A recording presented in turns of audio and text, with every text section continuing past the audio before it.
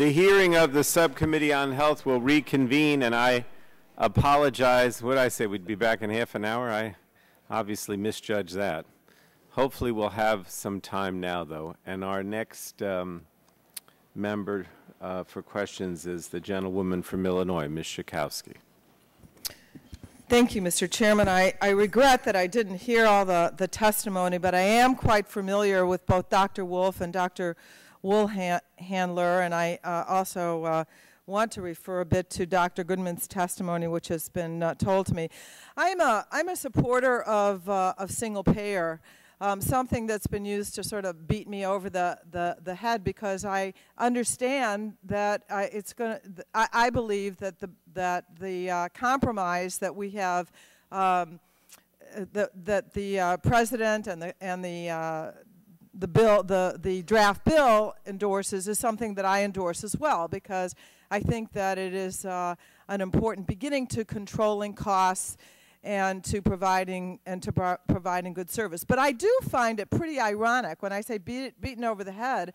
I'm talking really about the other side of the aisle, and people who, I can't quite figure it out, find that it's quite all right, and I don't know what the public interest rationale is to defend the private insurance industry, which has had their way with us for all these years, and without much accountability, and gotten us into this mess, and why those of us who are single-payer advocates who are willing to compromise, but the other side who are all for just the insurance industry are not, talking about giving Americans a choice. And I find it not very collegial, and certainly not in the best interest of providing health care to all Americans, which after all is the goal of the exercise, not to figure out how we can prop up the private insurance industry. Those of us who have agreed to the compromise think that they ought to be able to compete, but that is not the principal goal here. And we're willing to set up a situation where it's, maybe it's easy enough for them to do, but not if they continue to do what they've been doing. They're going to clearly have to change their ways in order to compete. I'm really sorry, I guess, I'm not, about that, but that's the reality.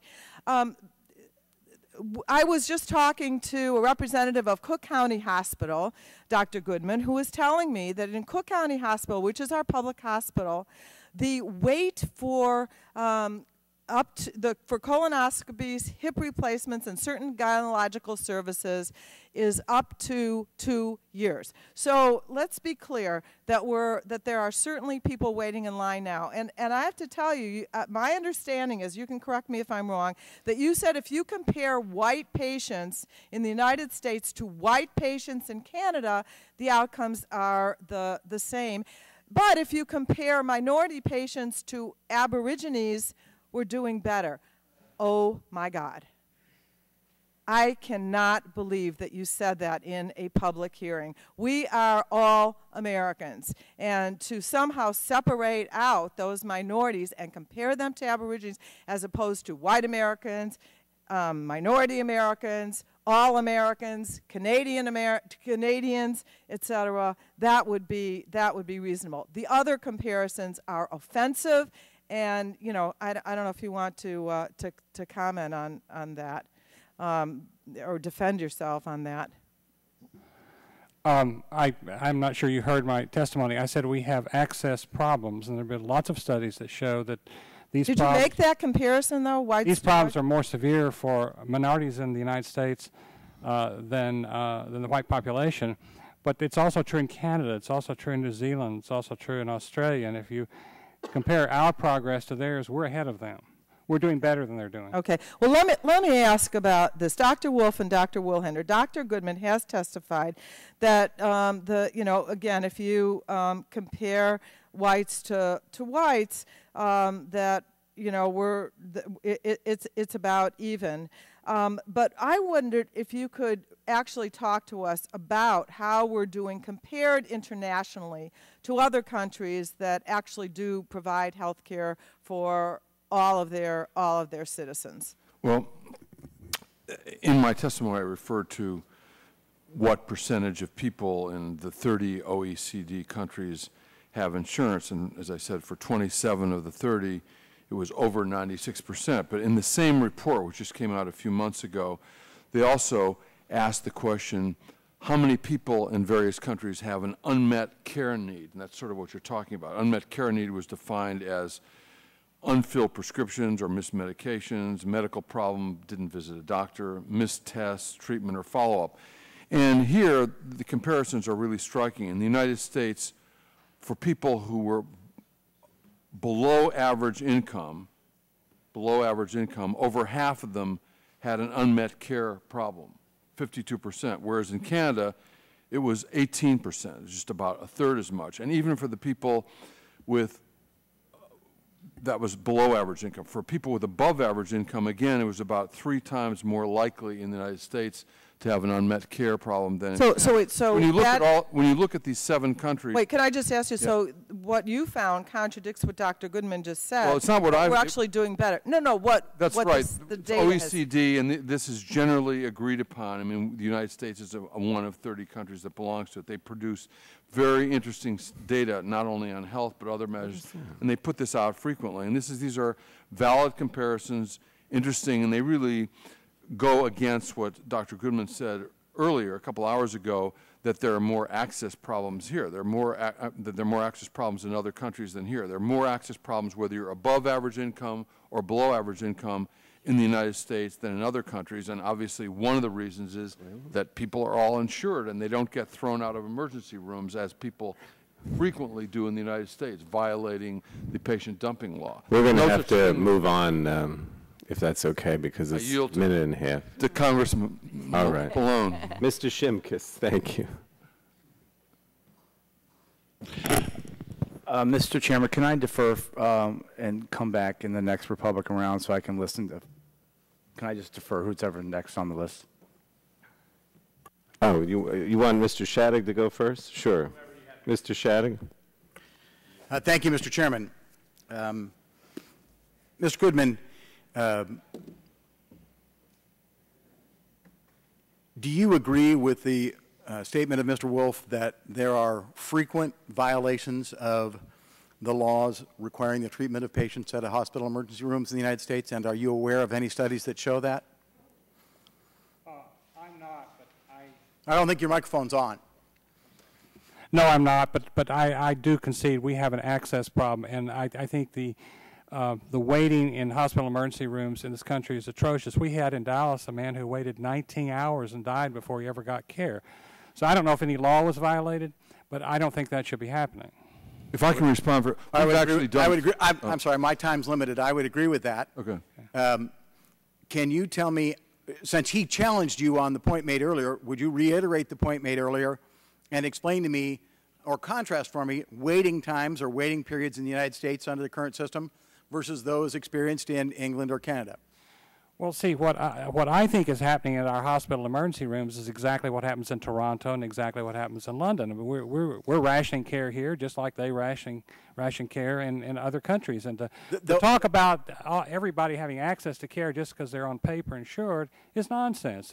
The reality is that lots of people aren't getting care they need when they need it in a timely way around the world. And I think that if you look at the data, we do a reasonable job with a heterogeneous population compared to other countries. We could do a lot better, but let's not pretend that they're way ahead of us, because they're not. Let me make a statement. I am unaware of waiting periods in the United States at any facility, emergency room or otherwise, of months. And I am very much aware of waiting periods in Canada for various procedures that go more than a month. That's not a question. That's my statement. What is your suggestion, or what would you do, as opposed to, I presume you do not favor a public plan? No, I don't. Okay. What would you suggest we do rather than moving to a public plan? I think we ought to focus on the problem we began with, and that is the uninsured. What should we be doing for them? Right now, if they buy their own insurance, they get no tax relief whatsoever. Right now, if your employer is not allowed to buy for you insurance that you can take with you when you leave the place of employment. It's illegal in every state to buy personal and portable insurance, which is the only kind of insurance that people could take with them in and out of the labor market and from job to job. Those are just a few ideas. You're familiar with the legislation I introduced that would allow individuals to buy health insurance that was qualified under a federal law and then written to comply with one state's law and then be sold in multiple states? I am, and I think that's a good idea. And would that bring down the cost of insurance? I think it would. And would that reduce the number of unemployed or uninsured? I think it would. Okay. What would be the best mechanism, you think, for making health insurance portable for those Americans who do not have health insurance? And would it include a refundable tax credit, as I have proposed, and others such as Congressman Ryan and Senator Coburn? Yeah, the Coburn bill is a wonderful bill. But even without going that far, we need to give tax relief to people who buy their own insurance. We need to allow employers to buy the kind of insurance that people can take with them and is individually and personally owned. And we need to get rid of a lot of these state regulations which force up the price of insurance and price way too many people out of the market. That last point is exactly what we were doing with my legislation that would let you buy a policy essentially filed in one state and then sold in the other 49? That would be the practical effect of it, yes. It would be the practical effect of reducing those mandates and thereby bringing down the cost of health insurance? That's right. You and I have talked about refundable tax credits and about the outrage of a current American law which says that if you get health insurance through your employer, it's pre-tax, but if you buy it on your own, it's taxed. We've been talking about that for how many years now, John? Oh, at least 2 decades. It seems to me it's just that as bad now as it was 2 decades ago. if we just changed that law and said we're going to allow all Americans who want to buy health insurance to do so on the same tax-favored basis as businesses can do, that would create dramatically more competition in the health insurance industry, wouldn't it? Well, but more importantly, it would allow people who are on their own to have tax relief, and it would encourage them to buy insurance, which they're not now buying. If we coupled that with a refundable tax credit for those who can't afford health insurance, which is what I would propose doing, we would both bring down the cost of health insurance for all Americans and drive up quality, would we not? That would be the most important thing, most important change in the health care system. Give every American a refundable tax credit. Let it be the same for everybody. And in the latest Coburn bill, I think it's $5,700 for a family. So the first $5,700 is effectively paid for by the government for everybody, and then additional insurance comes after tax out of our own pockets. It would radically change the kind of insurance we have. It would change everyone's incentives. Nothing would that I can think of that's been proposed recently would have a bigger impact on the health care system. Yeah, the Republican proposed refundable health credit, refundable tax credit for health care has been on the table for years by senators like Senator Tom Coburn and I who have been advocating it. That would have solved the problem of America's uninsured a long time ago, would it not? Well, it would go a long way toward it. The gentleman's thank you very much. Yes. I thank you, Mr. Chairman, for your indulgence. Sure. Mr. Weiner. Thank you, Mr. Chairman. Is there consensus of the three of you on the panel that the administrative cost for private insurance plans is much higher than what it is for the Medicare system? Why don't we start with you, Mr. Goodman? You might.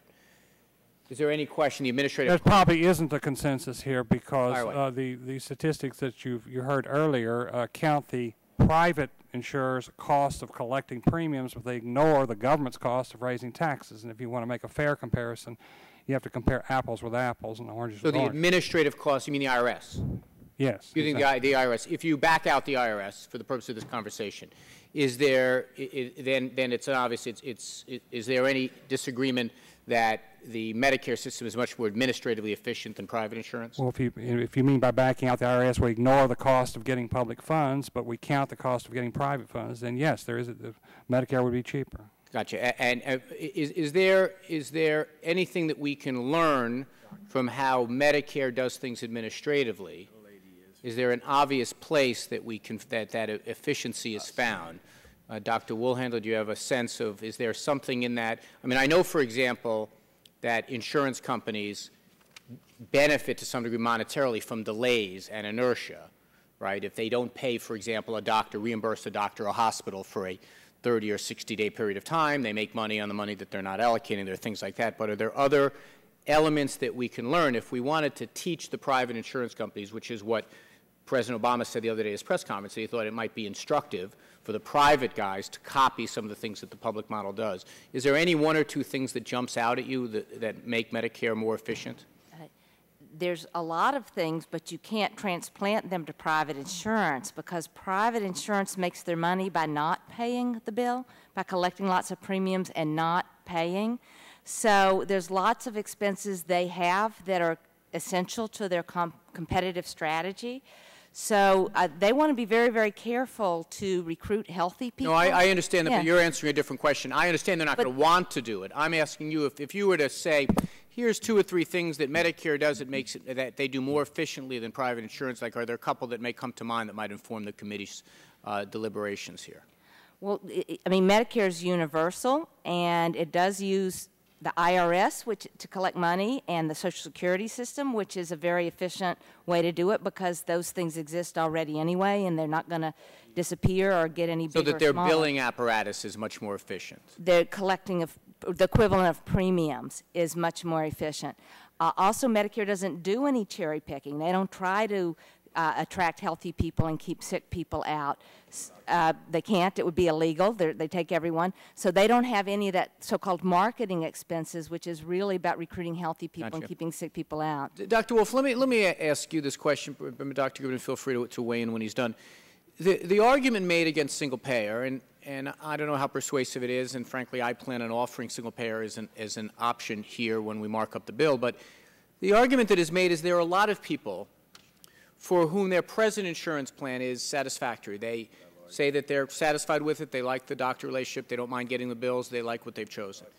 And a political argument is made, essentially says, when you're trying to do something this big and this difficult, pursue what Dr. Goodman has been pushing us towards, to try to solve the problem without creating the big tumult around people who don't generally perceive there to be a problem. That's a pretty persuasive argument on a political level. I mean, to say to 120, 130, 140 million people, we're not going to touch your thing that you have. How do you respond as an advocate for single payer for the idea that while it might be more efficient for the reasons you stated in your testimony, we may be permitting the perfect to be the enemy of the good by creating an untenable political dynamic? Why don't you give us your response for that? I think the main response is that people would be concerned if you thought they were going to disrupt the relationship they had with their doctor, with their dentist, with their physical therapist, with their hospital. And the single payer is looking only at how the money is collected and how the bills are paid. There's no reason why anyone who's going to Dr. A would not be allowed to go to Dr. A if there was a single payer system. In fact, they might also want to go to Dr. B, who they would have liked to go before. In your vision, in your vision of the single payer, a doctor would be compelled to participate. Otherwise, they wouldn't be able to be a doctor in the United States because they'd be opting out of so many Right. patients. That's, I mean, in Canada and lots of other countries, if you're going to receive money for delivering medical care, you can't discriminate against this or that kind of patient. So that, if anything, the doctor-patient relationship would be enhanced instead of disrupted. A patient could go to a doctor that they couldn't have gone to before because that doctor wasn't in their pool. There's no such thing as your limited pool of doctors or hospitals, for that matter, you can go to. So in terms of the disruption is really a disruption of the health insurance industry, not of the doctors, not of the patients. I mean, the reason why 60% of the doctors in Massachusetts, in a study published a couple of years ago, support single payer is that they are getting sick and tired of spending so much time in their offices fighting with insurance companies to pay bills, hiring people that are not delivering medical care but are just sort of engaging in phone or email or fax wars. So I think that if the focus is the patient, then it is less disruptive. Right. Well, I thank you, and my time has expired. I would just caution you, Dr. Wolfe, that what you're answering is a substantive question, and mine was a political one. And someone who has Oxford, who then is going to go to a single payer, is going to lose their Oxford, whether they get the same doctor or not. That's the rhetorical challenge that we have as advocates for a better system. But I appreciate the candor of your answer. Thank you, Mr. Chairman. Thank you. I'm just going to ask members. You know, I know we each have 5 minutes, but, you know, this is the first of 3 panels. Just try to at least end your questions within the 5 minutes. I don't have a problem if the panelists' answer go beyond the 5, but I want our questions or comments to end at the 5 minutes. Otherwise, we're going to be here till later, 9 o'clock tonight. Next is Mr. Deal. Mr. Shimkus. Thank you, Mr. Chairman. There's a couple ways that members could come to these hearings. This is a very important issue, and I think we all come in all the seriousness that we should. You know, first, just on this rush to move, I've talked about in the energy bill having a discussion draft that people can't really talk about because we know the discussion draft will not be the bill. It's not going to be it. So when we end up marking the bill, we're going to get a bill on a Friday, just like the energy bill, which will have 300 more pages that my staff will try to email me at home that they hope that I'll read and go over to be prepared for a markup. So this process is, healthcare is broken, this legislative process. Now we can do it in this committee. We did an FDA reform. We really did. Democrats worked with us. We compromised. We got a good bill. We got a bill that passed out on a voice vote. Major reform of the Food and Drug Administration.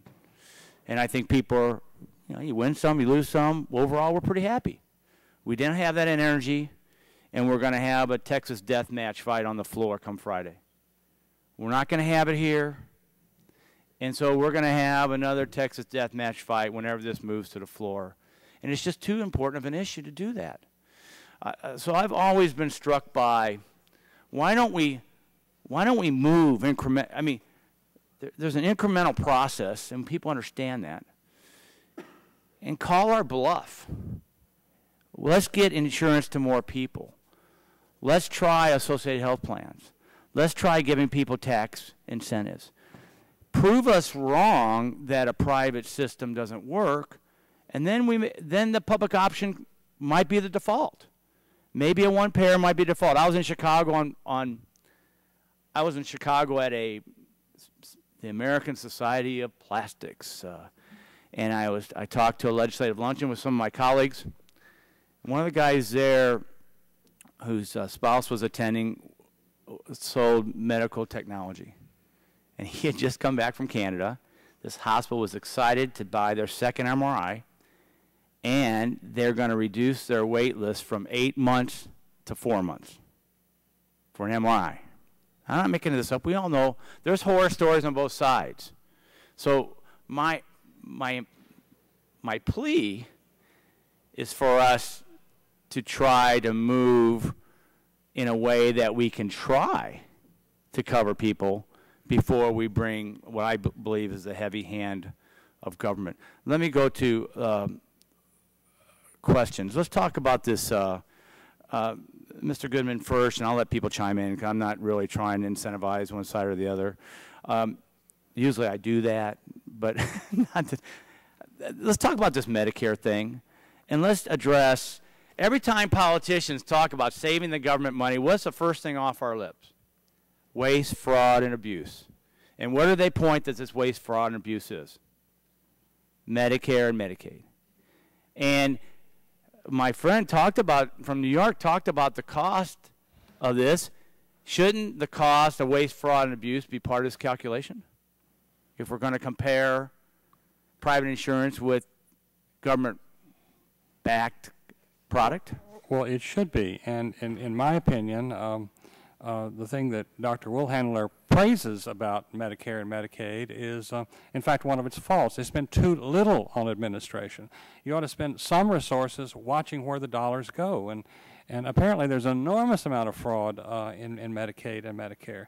And you're not going to get rid of it if you don't spend some resources to find out where the dollars are going. And the percentages of, like, 30% claims that are paying claims that shouldn't be paid. So 10%, I can't even read my notes anymore. But there is a credible cost. If you're going to claim you're going to save money on waste, fraud, and abuse, that it ought to go into, that would be good money to go after, the return on the investment. Let me just finish with this, my time, and I want to be respectful to the chairman. The Massachusetts example, just recent release, what are they doing? They're going to raise their costs. They're going to cut services. they're going to reduce their beneficiaries. That was just announced today. What does it make us feel like that's not where we're going to be if we move into a one-payer system or a public option? The one aspect of Massachusetts that is very prominent, and it's actually in this bill, in the Tri-Committee bill, that we haven't discussed much. The draft language. There's no bill. A bill is a bill when you actually drop it and it gets a number. The Tri-Committee draft includes an individual mandate, just like Massachusetts, which is, of course, what the private insurance industry wanted. They said that was their number one thing that they wanted was an individual mandate. And it's here in this bill called individual responsibility. But the Massachusetts is cutting benefits, raising premiums, and cutting service. Absolutely. Absolutely, because it's not affordable what they've done. And the individual mandate piece hasn't worked. It's been very punitive, and it's here in the Tri-Committee draft. And it's a complete gift to the private health insurance industry, just as it was in Massachusetts, because it's saying that the government is going to make it illegal not to buy private insurance. And that's actually something that needs to be discussed and is really totally caving into the insurance industry, no matter what else is in this bill. Okay. Mr. Deal.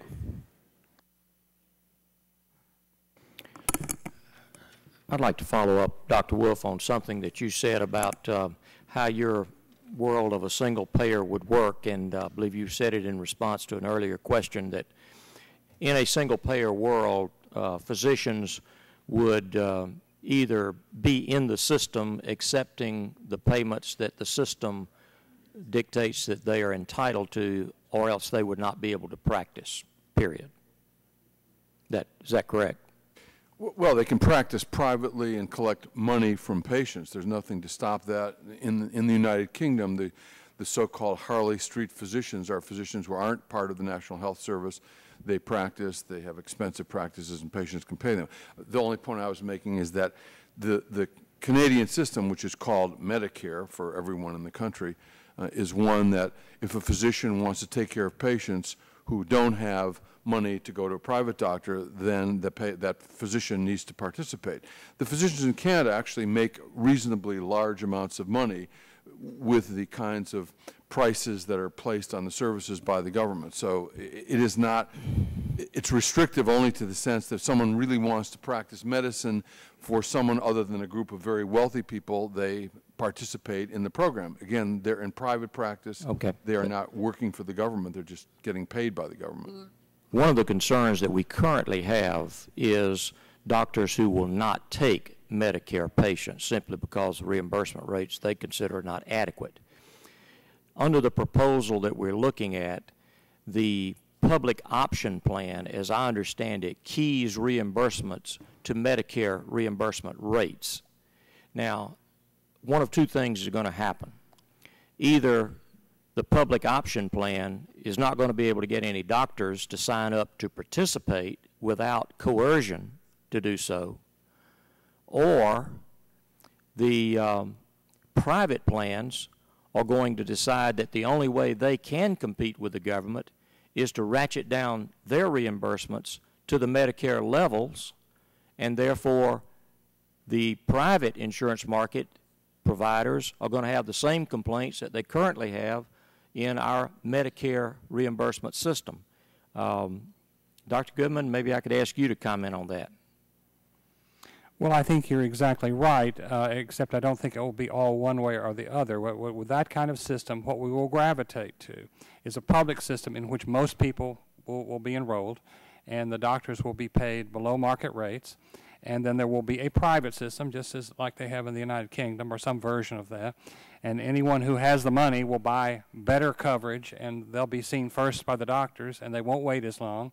And you know, Britain has a two-tier system, and what you're pointing toward would be a two-tier system for the United States.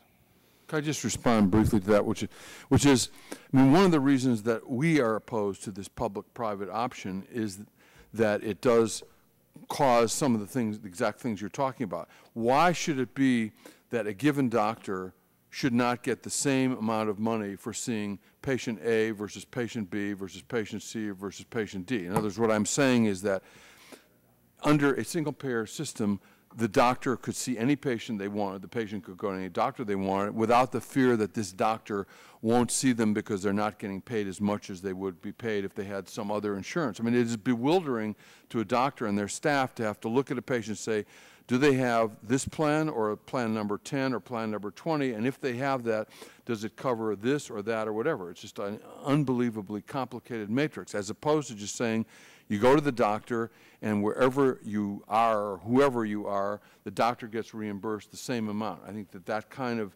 two-fold system that is possibly built into the draft bill that we're discussing isn't a good idea, but it's not the only reason the draft bill is not a good idea.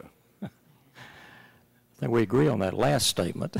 I just say, as a practicing physician in Massachusetts, not only do I take Medicare and welcome it, but essentially every doctor in the state of Massachusetts takes Medicare, and none of us are going to the poorhouse. So I know there's people who can command even higher payments than Medicare pays, but Medicare payment is generally compatible with a pretty good standard of living for the medical profession. So I wouldn't worry too much about that issue, personally, coming from Massachusetts. Well, coming from Georgia, I can tell you firsthand that we are having physicians who will refuse to continue to treat long-term patients that they've had for many, many years when those patients become Medicare eligible, simply because of the reimbursement rates, and they consider them to be inadequate. And my state, at least, I think, is experiencing that kind of problem currently, and I just don't want us to see us magnify that problem. I believe my time is up. Thank you, Mr. Chairman. Thank you. Dr. Burgess. Thank you, Mr. Chairman. You had no choice but to come to me, and I appreciate the time. And just for the record, I always saw Medicare patients in my practice in Lewisville, Texas, because my mother told me I had to. And it made it very simple to follow that rule. Dr. Goodman, Dr. Wolfe testified just a moment ago that in Canada, the doctor-patient relationship is enhanced by having a single-payer system. Is that your opinion also?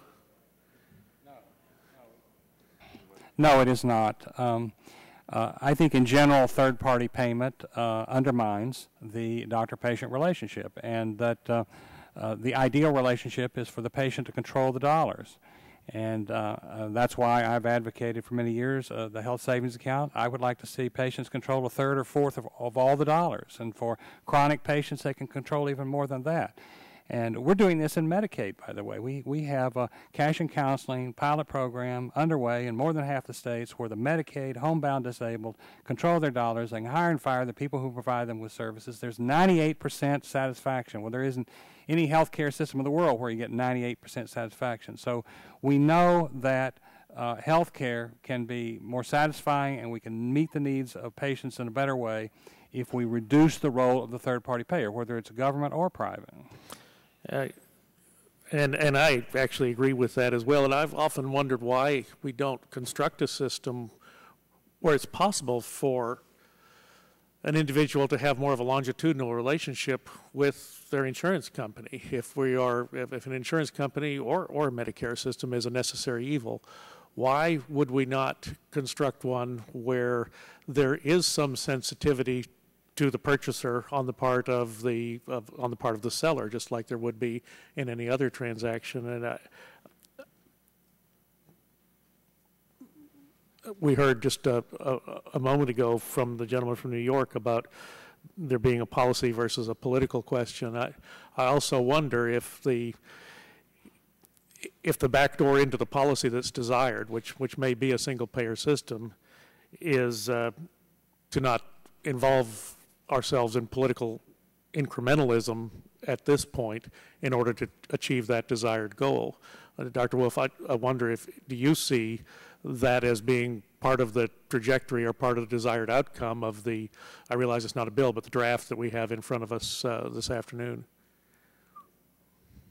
I think I alluded a little bit to this earlier, but I think that we now have essentially 44 years since the last health insurance was passed, Medicare and Medicaid, and many people hoped, and I think sincerely, that somehow during the 44 years we would incrementally be able to cover more people with health insurance. And it just hasn't happened. I mean, we have the same insurance companies, some new ones. There are more HMOs and so forth than there were back then. But I think the incrementalism just hasn't worked, and particularly compounded by the economic problems of the last year or two, things are getting tougher and tougher. I would expect that the number of uninsured will rapidly go over 50 million. It's close to that now if we had numbers from 2009. So I don't see, back to your question directly, I don't see anything in this draft bill, as we are taught to correctly talk. It is a draft bill, it is. I mean, there's a lot of distance between here and what is,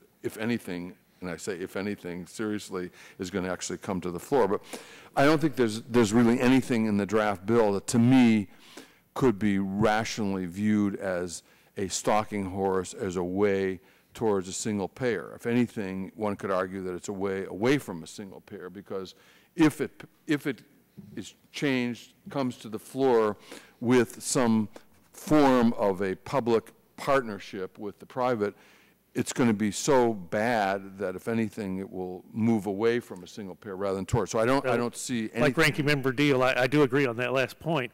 Let me just ask you a question, because my time is going to run out. Now, there have been some allusions to Canada versus the United States, and my understanding, correct me if I'm wrong, the Canadian system their healthcare system is on a budget. Their parliament passes a budget every year, just as we do, and their healthcare expenses are going to be budgeted. Ours in this country, we have the largest single-payer healthcare system in the world. It's called Medicare and Medicaid. We don't budget for that. We just simply say, send us your bills and we're going to pay them, and we'll draw down the federal treasury or expand the deficit in order to do that. Do you think we should look more at Canada's budgetary system as a way to controlling some of our costs in our public system, in our Medicare and Medicaid system? Well, one of the advantages of having a single payer, single insurer collector of money, is that you can more easily do what is called in Canada global budgeting. And so for a given hospital, for instance, instead of counting every... Yeah, but you've already got 50, if I may, you've already got 50%. The gentleman... Well, I'm saying, but they're not doing it. Can I just ask Dr. Wolfe to answer the question, and then, because the time is expired. The answer to the question is, in Canada, global budgeting is a good idea. We could benefit from it here. I don't think that Medicare has been run as efficiently as it could be. The administrative costs are certainly low, and there have been some forms of price control on everything other than prescription drugs. I think we could learn from that, but Medicare has now been around for 44 years, and if anything, for a bunch of reasons, it's getting worse than it was at the beginning. So we need to go back to some of the original principles of Medicare. Some of our distributional issues will become greater, though, with a budgetary constriction. Dr. Burgess, you're a minute over. You can't ask any more questions. We got to move on. We'll see you afterwards. Thank you. Listen, let me thank all of you. We appreciate it, and I think it was a good discussion. Sorry that you were interrupted by so long with the votes. They were important votes. All right. Well, I don't know about that, but thank you. Let's ask the next panel to come forward, please.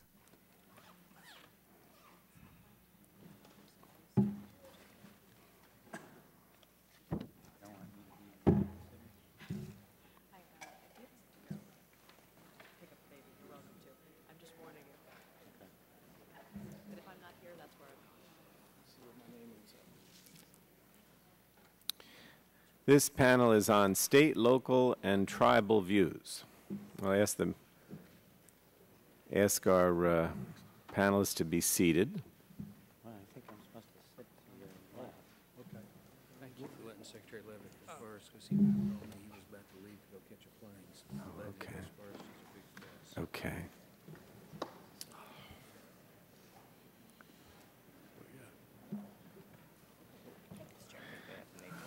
I think we're missing. Are we missing a chair there? Or? Okay. The music stopped. Oh, you're Assemblyman Weber. Yeah, you need a chair. Can I sneak in here? Yeah. Oh, is that Alan? Oh, that's.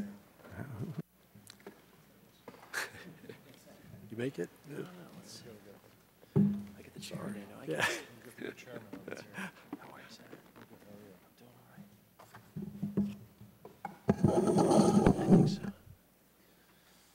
Okay, now let me just warn everyone that you're seated out of order, so I'm not going to ask anybody to change, but I'm going to call members to speak on the order that I have here. So let me introduce everyone. First is Honorable Michael Leavitt, who is former Secretary of U.S. Department of Health and Human Services. Thank you for being with us. I know you can't stay the whole time, but then that's fine.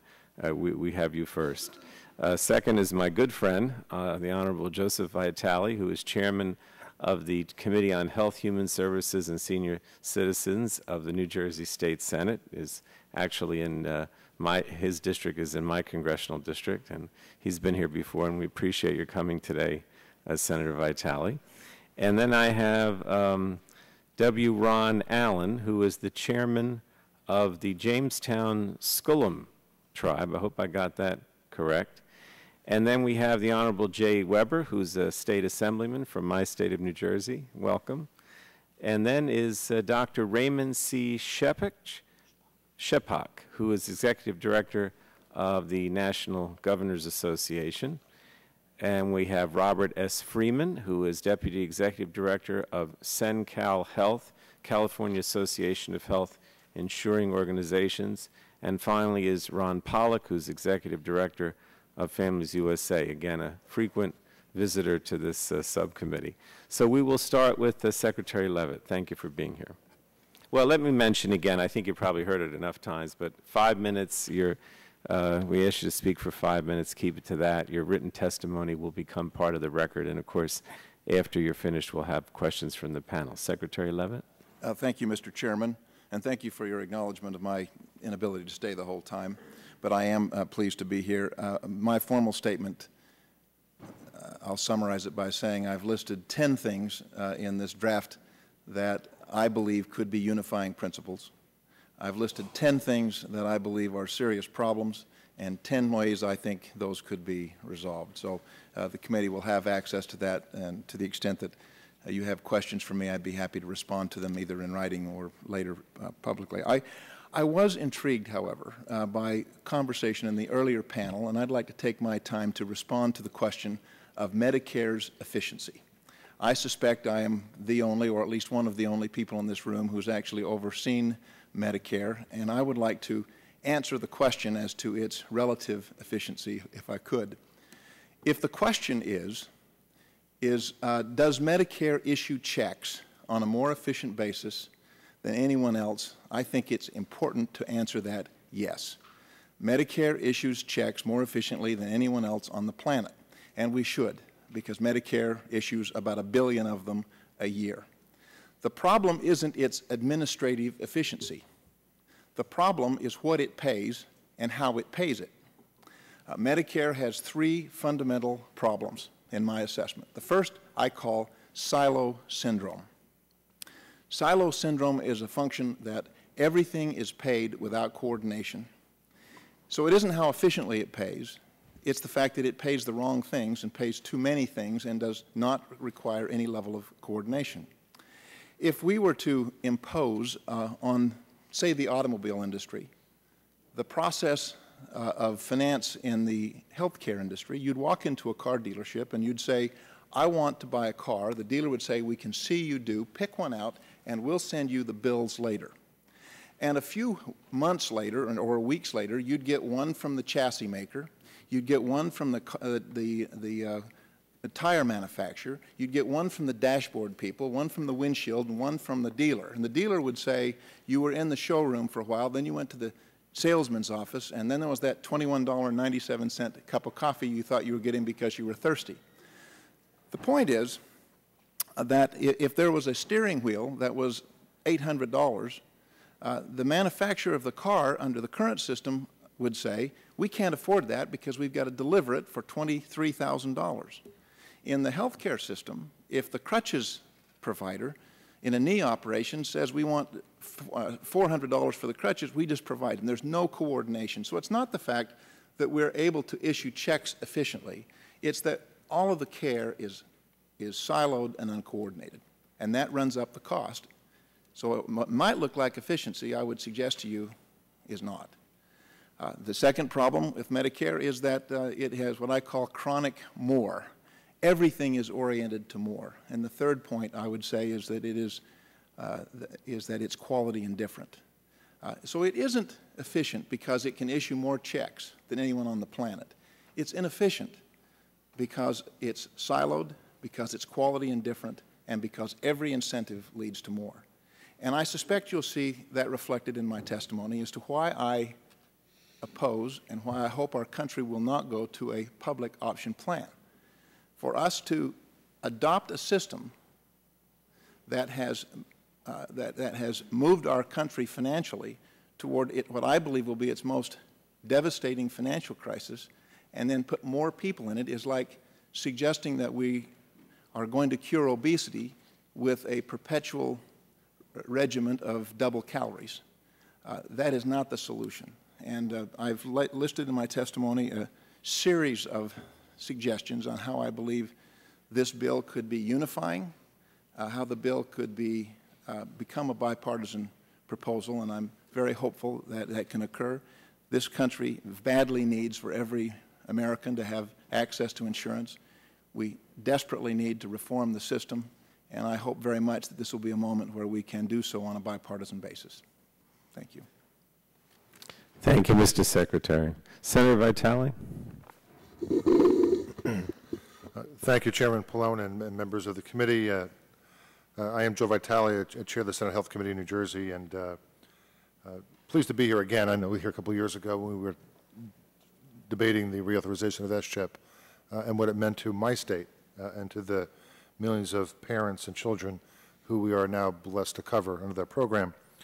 I wanted to highlight some of the sentinel points of New Jersey's journey toward health care reform, as well as my personal view as a state legislator, a leader in health care reform, and as a small business owner as well, to discuss the access to affordable and dependable health care for not just the 1.3 million uninsured New Jerseyans, but the remaining 45-some million Americans.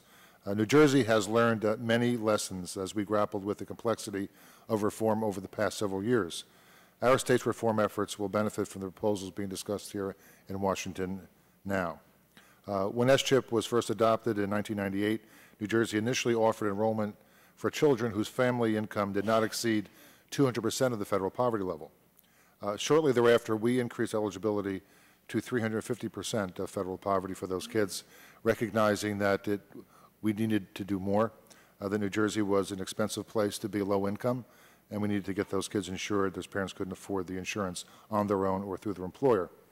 In addition to expanding affordable access for kids, we also began to welcome parents into our program through a waiver by CMS, whose family's income did not exceed 150% of the federal poverty level. These legislative initiatives became the foundation upon which we in New Jersey have begun to build a framework for providing universal, portable, affordable, and sustainable health care access to New Jersey's remaining 1.3 million uninsured. Our efforts began nearly 3 years ago with the formation of a working group comprised of 22 policy experts representing a wide variety of experience and professional background. I believed then, as I do today, that New Jersey could not have enacted our most recent reforms without taking the necessary time to painstakingly understand the complexity of reform's impact on the diverse group of stakeholders healthcare encompasses.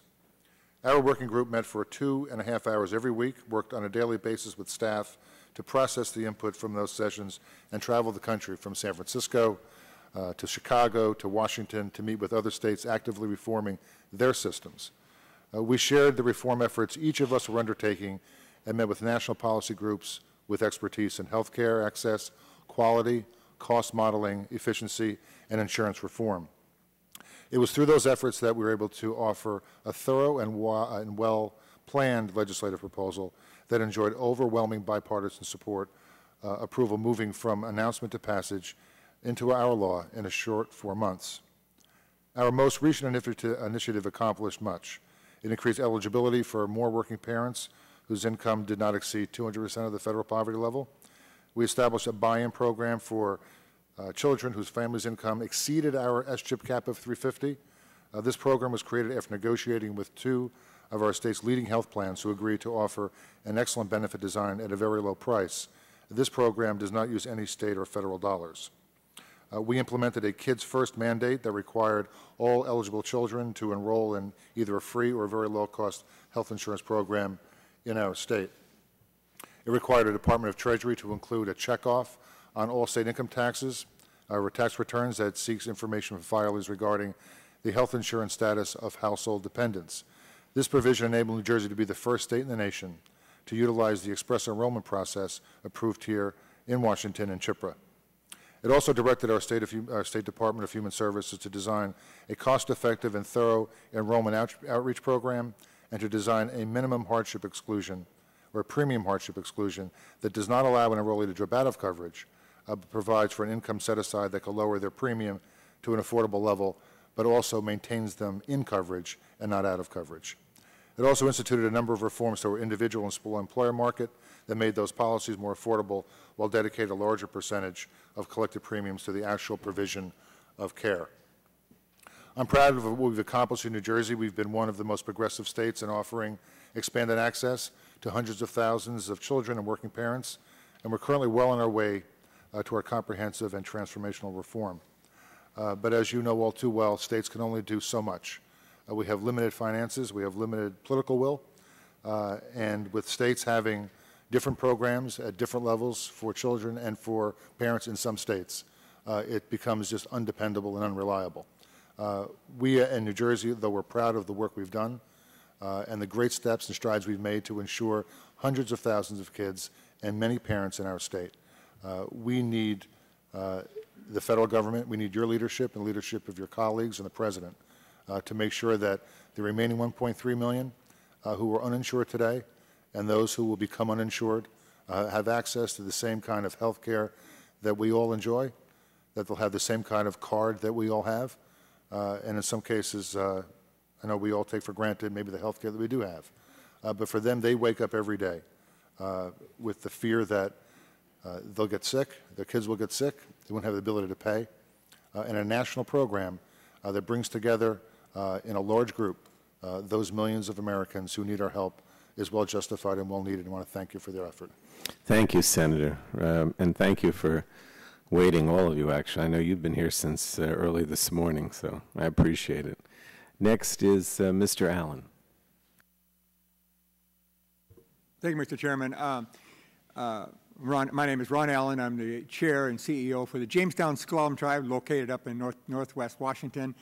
And I'm also an officer at the National Congress of American Indians, and my testimony presented to you in the committee is on behalf of our organization that represents and advocates for all Indian nations from Alaska to Florida, representing over 560 Indian nations and communities and 4 million people. As I listen to the dialogue all day today, we find it interesting when we talk about the unmet needs of health care. No one knows that more than Indian country. I was listening to some interesting comments this morning about how America is highly represented in cancer recovery rates and diabetes recovery rates, et cetera. Well, in Indian country, we have the highest level of cancer rates and deaths and diabetes crises and tuberculosis exposure, et cetera, than any other ethnic group, any other sector of our society. And it reflects the incredible unmet needs in our Indian communities. But what we do believe is that this initiative that's being advanced by the Congress and by the administration is an important one. We agree that the idea of addressing reducing costs and providing competent care and affordability and quality is something we all look forward to, and the Indian tribes across America concur that has to happen. We want to remind the Congress, it seems like every time key pieces of legislation that are emerged, that the tribal governments are a part of the American political family, and that we are governments, and that we're very unique in America as governments and as employers, as governments in our businesses that are important to the revenue generation for our essential services, including health care in our communities. And any legislation that is advanced to address such a subject matter as this must include our governments. So we appreciate what is being advanced and all the different components of this proposed bill. But we do want to point out there's a number of issues that we're concerned about, and that we need to that we would urge you as a committee, as a Congress, to consider these specific conditions that are essential for the services to be provided to the Indian communities because of our unique conditions and how services are provided to the American Indian and Alaskan Native peoples across the nation. We need the legislation to exempt American Indians, Alaskan Natives from mandates and penalties. We need this legislation to exempt tribal governments from the employer penalties. It is essential that the American Indians, Alaskan Natives should be eligible for those insurance subsidies, and that the portability component is also essential for our people as well. Explicitly state that the Indian Health Service and the tribes are essential community providers, so that it's clear that is how the services are being provided. And another key component that we're concerned about is making sure that it is clear that the health care services that are provided to the tribe, to the Indian people, that they are exempt as income. The IRS wants to identify these resources as taxable income, and for the Indian communities, we have paid for it. They're reflected in our treaties, in the commitments to this nation. This nation is great because of the commitment of the Indian communities across the nation, and so therefore that as prepaid health care, they should not be taxed for services that have been long overdue from this nation to our communities. So these aren't just a wish list. They're critically important to make it effective to fulfill what we believe is the unmet need for our communities, consistent with a lot of sectors of America. The Health Care Improvement Act is important, and it does need to be passed and addressed, but it is not. This does not replace that bill, that legislation. That is a fundamental for Indian country, as is so important for all of us. There are many other points I could address, but I think that I've highlighted the main issues. Our testimony has identified a long list of issues and recommendations that we have made to you, and we look forward to working with you, the committee members and the staff and the President on making this happen to raise the level of health care for all people, including American Indians and Alaskan Natives. Thank you, Mr. Chair. Thank you, Mr. Allen. Next is Assemblyman Weber. Thank you for being here as well. Thank you, Chairman, and I'd like to thank the committee for the invitation. My name is Jay Weber. I represent the 26th Legislative District in the New Jersey State Assembly. I'm here, actually, and like Senator Vitale, I think we both take great pride in our state, but we have different views of the state of health care in our state. And one of the reasons that we are in such desperate need of reform in New Jersey is some of the things that we've done in the past.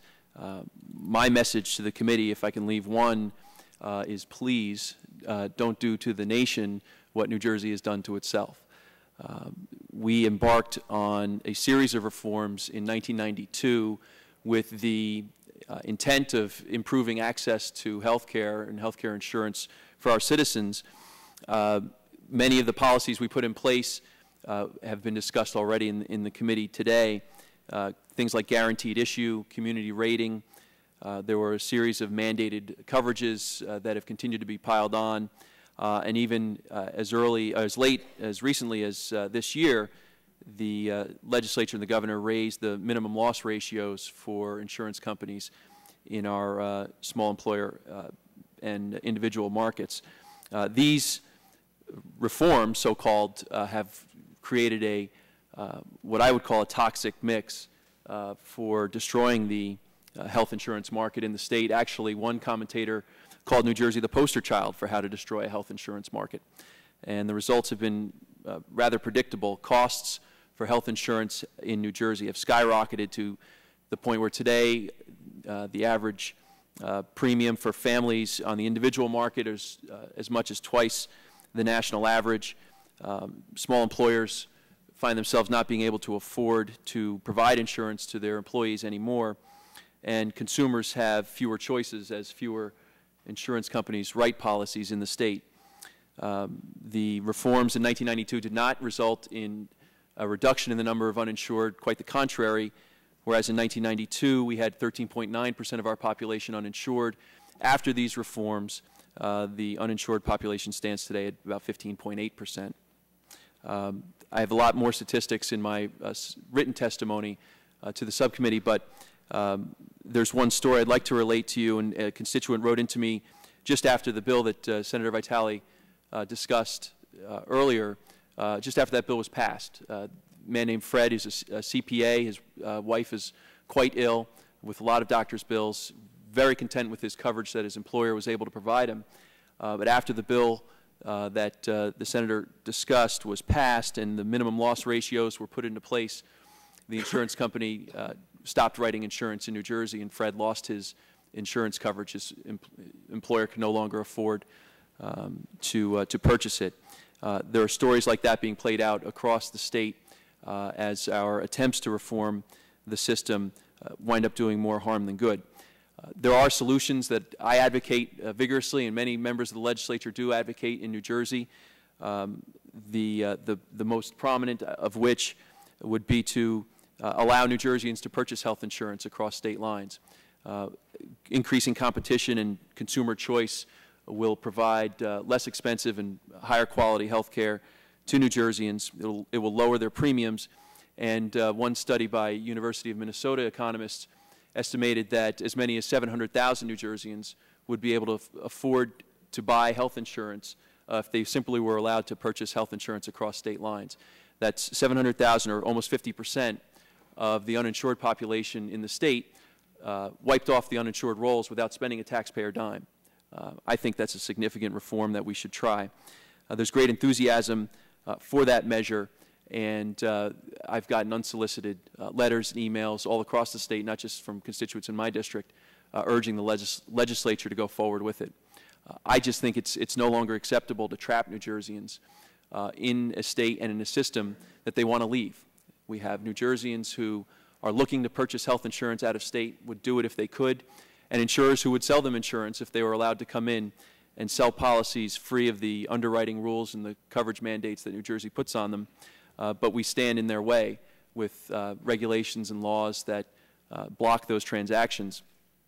I discussed with a colleague of mine on the floor of the Assembly why they opposed the Healthcare Choice Act that I've sponsored in New Jersey, and the answer was quite simple, and it was rather disturbing. And the answer that I got was, we need their lives. We can't have New Jerseyans who would buy cheaper health insurance across state lines who might be uninsured today. We can't have them leaving the state because we want to do single payer, and we need their lives to subsidize the sicker and the older in the state. I disagree with that approach, and it's disturbing to me that after more than 20 years after Ronald Reagan went to the Brandenburg Gate and told the Soviet Union to tear down that wall in Berlin, that New Jersey continues to put up walls to trap its citizens in a system that is failing them and that they want to leave. So if that's the enduring lesson that I can bring to you today, that's what I'm trying to do. Again, I would respectfully request that the members of the committee and Congress not repeat the mistakes that New Jersey has made on a national level. Thank you, Mr. Chairman. Thank you, Assemblyman. Dr. Shapak, I had to ask how to pronounce it. Thank you, Mr. Chairman. I appreciate the opportunity to appear before you today on behalf of the nation's governors. I will very quickly focus on 6 issues. The first is respect to the insurance reforms. Although we agree that the federal government probably should set the market rules with respect to guaranteed issue and renewability, we think the rate bands in the bill are too narrow. They should be broader so that states had the ability to go above those particular minimums. We're also very concerned that a lot of the state insurance reform is being preempted essentially by the health choice administration in the bill. We think that states do a relatively good job of protecting consumers, but we think that the bill is going to add a lot of confusion with respect to who does regulation and who does enforcement. Is it the state? Is it the Department of Labor? Is it the independent agency or the Department of Human Services? Finally, I think there's going to be a real challenge in setting market rules outside the exchange to be consistent with the ones in the exchange, because different rules would likely perpetuate the risk selection and fragmentation that exists in the marketplace today. With respect to the health insurance exchanges, It seems that the draft bill creates a super independent agency, the Health Choices Administration, to make just about every decision with respect to exchanges. There does not seem to be any clear advantage for states to design and administer the exchanges, and yet they have the expertise and capability, and I think it's very important that the other subsidized population needs to be well coordinated with Medicaid. The bottom line is, given the rigidity of the administrative rules here, I question at this time whether a substantial number of states would actually opt in to the system. With respect to the Medicaid expansion, while governors differ somewhat on the Medicaid expansion, my sense is that they would question the necessity of increasing the eligibility of childless adults and parents over 100% of poverty. It seems that these individuals could be made directly eligible for the other subsidy and receive their benefits through the exchange. Governors do, however, very much appreciate the fact that the committee is willing to have the federal government pay 100% of the expansion. The phased-in mandate to increase reimbursement rates for primary care physician gives states pause, but we do realize that it is a very, very small percentage of the total reimbursement rate. Governors do support the choice for individuals to move out of Medicaid into the exchange. However, we would not support requiring states to provide the wraparound benefit. This would also include the CHIP population. The problem is that the wraparound benefit is administratively difficult, and maintaining the additional benefits may weaken the negotiating power of the exchange in receiving the most competitive prices. With respect to the dual eligibles, there's a number of provisions in the bill that we do think strengthen the integration of the dual eligibles, so governors are generally supportive of those provisions. And also with respect to the drug benefit rebates and a number of the provisions there, governors support that as well. Just one final comment on the transition, that if and when this bill passes, it's going to be a huge implementation role for states and others, and therefore I think that the bill should include specific provisions about some upfront money for states to build capacity to implement, as well as certain certifications when the insurance reforms are done and when other components are willing to be administered. Clearly, you've got to coordinate the individual mandate, the other subsidized population, as well as the employer mandate in the bill. Thank you for the opportunity to testify. I look forward to working with the committee as you move the bill forward. Thank you. Mr. Freeman. Mr. Chairman, members of the committee, my name is Robert Freeman, and I'm here to represent 5 publicly run health plans that administer the Medicaid, S-CHIP, and other programs for low-income individuals. We currently serve 9 and soon to be 11 California counties, and our group is the California Association of Health Insuring Organizations. Today, I hope to provide a local perspective of what is currently being accomplished by our publicly sponsored health plans in California. I do so in the hopes that it may serve this committee as it addresses the massive task of national health care reform. I'd like to briefly describe how our health plans operate. I hope that it will further discussion by policymakers in relation to the health care delivery administration at the local level in addition to the state and national level. County organized health systems are one of 2 public plan models in California, and we've been in existence for over 25 years. My plan, CenCal Health, was the first beginning operations in 1983. Since that time, 4 other county organized health systems have been established in California and 1 in Minnesota. These 5 plans have built on our success and will soon be effectively providing access to high-quality health care to over 880,000 individuals. And that is larger than 25 state Medicaid programs. Our governing boards consist of local government officials, physicians, hospital administrators, plan members, and other health providers. We are independent of county government and function as a business. Although we are public entities, we have no guarantee of perpetuity. So like a business, if we don't do our jobs well, we can go away. We also operate full risk contracts with the state of California, necessitating efficiency and innovation. We are cost effective in relation to CenCal Health. 92 cents out of every dollar goes to the direct provision of health care services. Further, the California Legislative Analyst, which is similar to the Congressional Budget Office, has stated that county-organized health systems annually save the state of California $150 million over what it would otherwise spend on its Medicaid program.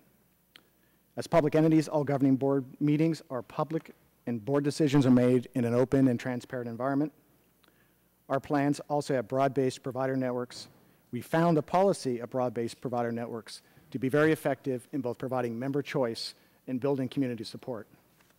Speaking of my own plan, we have approximately 90,000 members and have 289 primary care physicians, 1,200 specialists, 9 hospitals, and 113 pharmacies to serve our population in 2 counties. We also believe that our broad-based provider policies have contributed to the high quality of care we provide to our members. The state of California has a series of indicators that annually measures to assess access to care and quality of care levels, mostly preventive.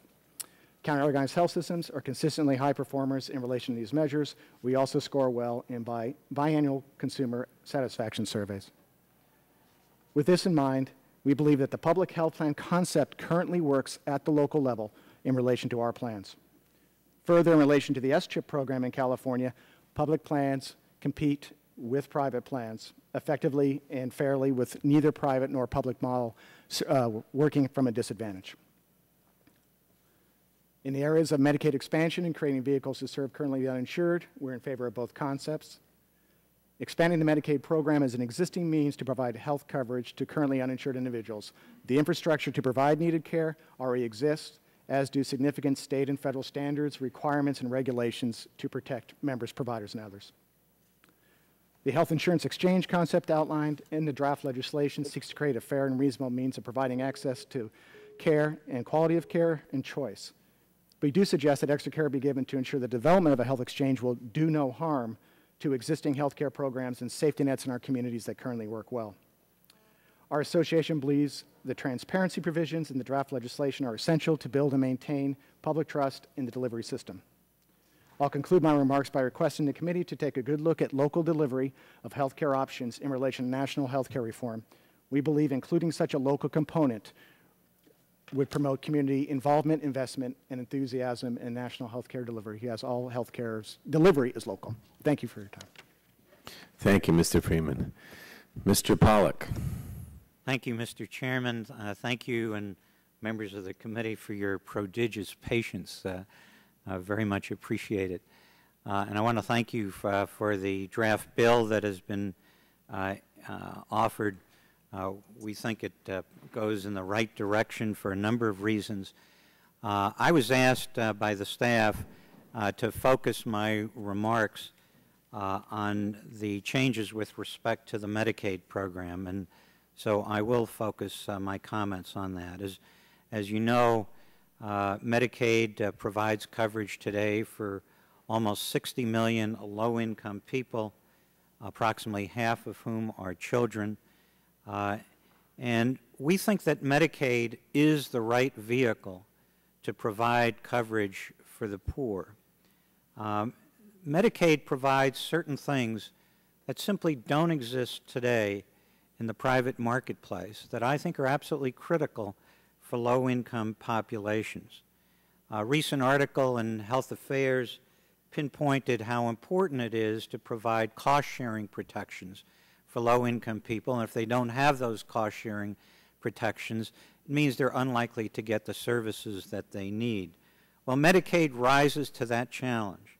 Medicaid does not require premiums or enrollment fees. Co-payments for individual services are limited normally to nominal amounts. Certain kinds of services are exempt from cost sharing, things like preventive care for children, emergency services, pregnancy-related services, and certain populations also are exempted from cost sharing. Foster children, hospice patients, women in Medicaid breast or cervical programs. These are very important protections that simply do not exist in the private sector. But over and above that, Medicaid provides certain kinds of services.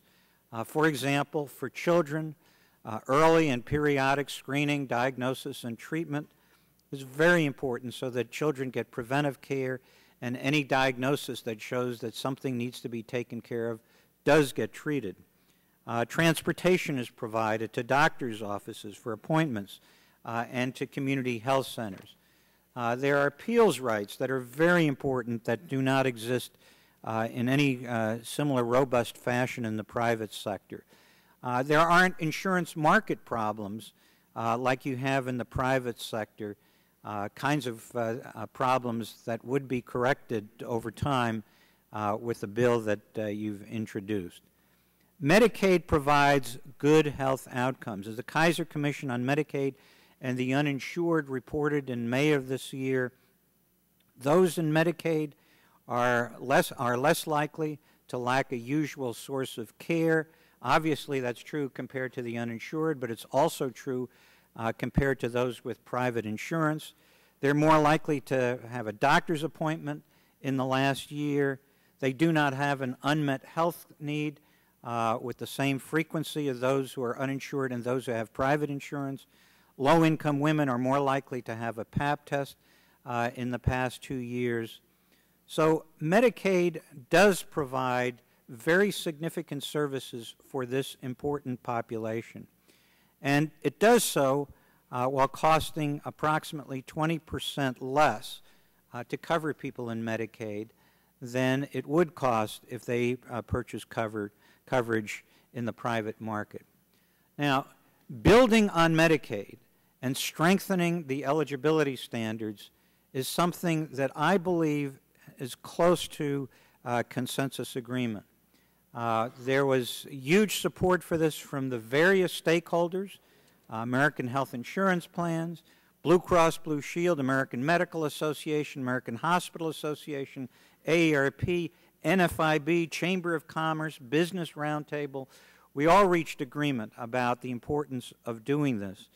And one of your favored colleagues of the past, Billy Tozan, and we at Families USA have agreed that it's very important to extend eligibility, as this draft bill does, to 133% of the federal poverty level. So I want to concentrate on why I think that measure is so important.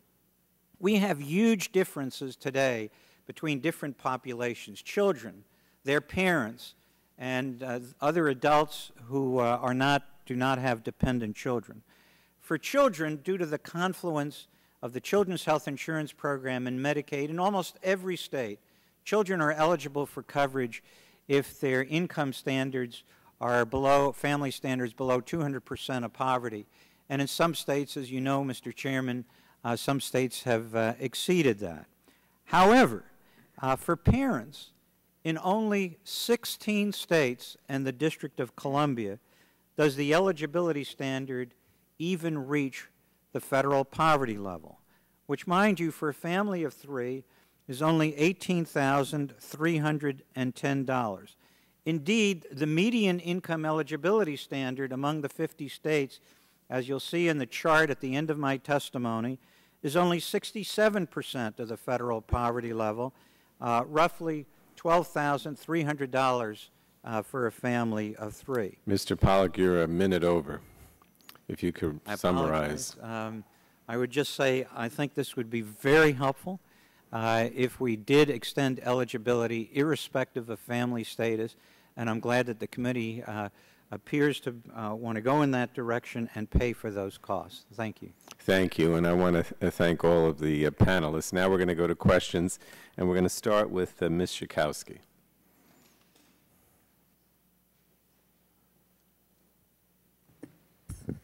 I appreciate your beginning with me, Mr. Chairman.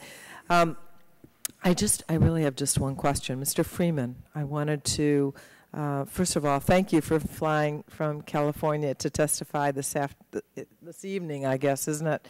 And I really want to thank all of you. I was in the state legislature in 1993 and testified at a very similar panel about what the state of Illinois was doing. So it's a little bit deja vu for me too. I want to congratulate your county and the other California counties that operate health plans and for providing a public option for families enrolled in Medicaid and the CHIP program. I wanted to ask you about a provision in the discussion draft that's intended to reduce waste and increase value for Medicaid taxpayers, for the taxpayer dollars that your state and the federal government is paying. The provision would require that all Medicaid managed care plans have a medical loss ratio of at least 85%. You've already testified that your plan's medical loss ratio is a pretty remarkable 92%. So I think everybody understands that that means 85%. It would mean that of every Medicaid dollar that's paid to the plan, at least 85 cents are used to pay for health care services furnished by hospitals and doctors and other providers. No more than 15 cents on the dollar could be used for marketing administration, or in the case of private for-profit plans, payouts to shareholders. So do you believe that it is reasonable for taxpayers to expect that any well-managed plan, whether public or private, have a medical loss ratio of at least 85%? We've heard from some that that is somehow unreasonable. So I'd like to hear what you say about that. Well, I'll just respond from our own experience. First of all, the California CHIP program has that requirement, so every plan, public, yes, same requirement. And as for our plan and my sister plans, none of our plans have had an issue of meeting that requirement on a consolidated basis. It's never been an issue for us. You look like you wanted to say something from New Jersey. Do you have that at all?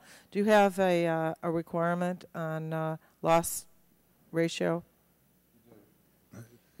Yes, thank you, Congresswoman. We just changed our medical loss ratio in New Jersey from 75-25 to 80-20, which means that more money will be directed toward providers and the care that they provide to, reimbursement they provide to doctors and hospitals. It's something that works in our state. It hadn't been changed in years. So we took an incremental step. We had discussed 85-15, but we settled at 80-20, which literally puts millions of dollars more into the provider side of the equation and a little less money into the profit side of the insurance industry. It did not cause any disruption in the insurance industry market. A couple of small companies closed and moved out, but that was unrelated to the 80-20 change. It's just that more money is now spent on the provider side than less in the pockets. Does anyone else want to comment on that? Yes, sir. Yeah. Some of you would comment. Well, there's time, I think, for both. Sure. No. I just take a very different view from Senator Vitale on the issue, and in fact, Guardian, which is not a small provider, the representative was in my office last week saying the 80% loss ratio made us leave the state. They simply couldn't be profitable in New Jersey after the loss ratio went to 80%, and that's actually what caused the constituent that I referred to during my testimony to lose his coverage. The insurance company told him flat out that because New Jersey is going to impose an 80% loss ratio, and because they're going to make us right in the individual market, which is not profitable for insurers in the state, we are going to pull out of New Jersey and you're going to lose your coverage. So there's a difference of opinion from the legislators in New Jersey as to whether this 80% loss ratio is a good thing. Yes, the only comment I would make is that we're dealing with three separate populations in Medicaid. You've got the women and children, you've got the disabled, and you've got the long-term care. And I'm just saying that the mix there, because the disabled and the long-term care are more intensive in terms of managing, if it's done correctly, integrating the services. So states that have an unusual percentage of that might have more difficulty meeting that than other states. Yes, sir. You want to follow up on my colleague's response to you, and I appreciate your years in the state legislature and understanding the nuances of that business. When I spoke with the Department of Banking and Insurance and I learned that Guardian and a smaller company left, their letter to the department had nothing to do with the MLR, with the medical loss ratio. In fact, it had to do with other reasons. You know, there are every insurance company who writes in New Jersey already has a higher MLR by practice. We codified it into law. They don't There isn't one company that is going to leave that state. They're profitable. Some of it's difficult, just like any other business. But for those who are in that state, and whether it's a Horizon, or whether it's a Blue, or it's anyone else, they're doing just fine. They would always like more. And when a lobbyist or a representative for an insurance company will come to my office and complain to me that they're going to make less this year, well, that's just what they do. They'll want to put the fear into any legislator that if something changes, if the dynamic in the insurance industry changes, if they're made to pay more to providers and put less in their pocket, then the sky is going to fall and the world will end for them. And none of that's happened. Thank you very much.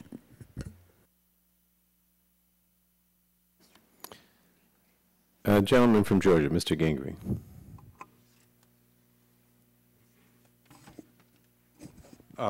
Mr. Chairman, I'm not quite ready. If you could come back to me, or if I'm the only one, I'll get ready. Mr. Shadegg, do you have questions? I do, Mr. Chairman. Thank you very much. I'd like to ask each of the witnesses a set of 3 brief questions. I'd like just a quick answer to them if I could. First would be, do you have a copy of the Tri-Committee discussion draft, yes or no? When did you receive it, and have you had a chance to read the entire bill? Mr. Allen, do you have a copy? Yes, we do have a copy. We received it Friday, and we have reviewed it as best we can over the weekend. Yeah, I understand the we. I like the pronoun. Have you read the bill? No, personally? I have not. Mr. Vitale? We've received a copy of it in our office, and we have not reviewed it yet. Thank you. I've got an answer to only one of your questions in the first one. No. You don't have a copy of the bill? You were not provided a copy of the bill? No. Okay. Doctor? Yes, I have a copy of the bill. I received it Friday, and yes, I have read it, the entire bill. Thank you. You're the first. Mr. Freeman? Yes, we've received the bill. We received it Friday around noon, California time, and I've read, I think I'm on page 115. Out of? 852. Thank you. Mr. Pollack? I did receive the bill on Friday. I've read portions of the bill. Our staff has read the entire bill. Thank you very much.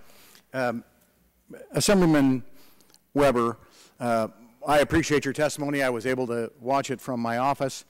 I do appreciate your efforts on behalf of consumers, and I, as you know, share your interest in allowing the cross-state purchase of health insurance so that we could bring some competition to the market and bring down costs. But I guess we're looking at a broader debate here. We're looking at the government becoming vastly more involved in the insurance sector and, quite frankly, getting the government or giving the government a much larger role kind of between patients and their doctors. You made a plea in your testimony for the Congress not to do what has been done in New Jersey. I presume that's a reference to the 1992 legislation in New Jersey and also to guaranteed issue and community rating. Can you expand on that? Well, again, the health insurance market is not healthy in New Jersey. In fact, it's very sick. We had as many as 28 insurers writing policies in the state back in the early 90s.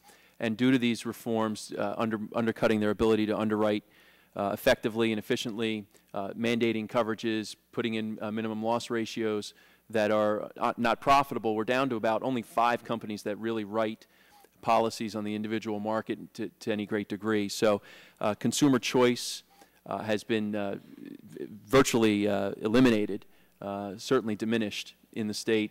And, look, Congressman, I'm eager to take on the challenge of health care reform at the state level. We've talked about this many times, actually.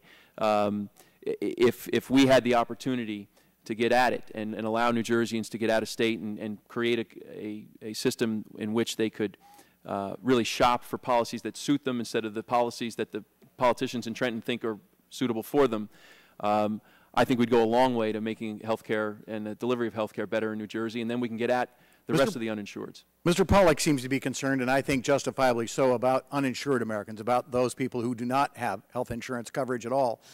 If we provided everyone in New Jersey, and indeed everyone in America who does not have insurance right now and who cannot afford to buy health insurance right now, with a refundable tax credit, that is, cash from the federal government to go buy a health insurance policy of their own, do you believe that would take care of, number one, their health insurance needs? Number two, would it benefit them to let them make those choices, or is it better to put them in some form of I guess, a Medicare program or a program like the Tri-Committee draft? No, I think there's broad consensus that people want more control over their health care decisions. Certainly, the refundable tax credit would help, but I have to tell you that, as I understand it, the range for a family would be around $5,000, and in New Jersey, that's not even going to buy half of the average premium for a family. So New Jersey would need a little more reform. If we had the opportunity, for example, to buy health insurance policies across state lines and got a tax credit to purchase that, then we could really start to eliminate the uninsureds from the rolls. Many of us have advocated not only a refundable tax credit, but the creation of more insurance pools, allowing more pooling mechanisms so people would have more choices, and obviously creating a level playing field in terms of taxes, so people could buy health insurance on the same tax basis that a company can. Would you support those reforms, and do you think those would help the people of New Jersey? Well, absolutely, and that's why I'm eager for the states to get a shot at this and really take our cut, not in the way that New Jersey has tried it, but in the way New Jersey can try it going forward. And association group plans like you're talking about, certainly after healthcare choice, an interstate purchase of health insurance would be one of the top things we'd want to do. Thank you very much for your work in this area, and I think, Mr. Chairman, I concluded my last question within the 5 minutes. And I certainly appreciate that. Thank you. Ms. Capps, our Vice Chair. Thank you, Mr. Chairman, and I thank you all for your patience and your testimony today. I particularly want to thank and welcome my constituent, Mr. Robert Freeman. The program that he described, CenCal and the counties that I represent in Congress. I can attest to the fact that you, since its beginnings, which I was a part of as a community member and also one who worked in public health nursing in the school district, that it's very successful, very effective, and now has grown to include 2 counties and is part of, as you described, the alternative ways of delivering Medicaid, which we know as Medi-Cal and Healthy Families in California. Now, I want to give you a chance to expand further, but ask you 2 or 3 questions. One of the complaints that we're hearing from many who oppose a public plan option is that it would weed out unfairly, they say, private competitors.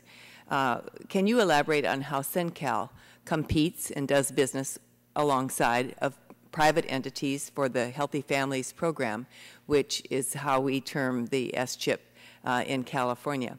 Are there still private plans offering coverage, and how do you get along with one another? Sure. Thank you, Ms. Capps. Sure.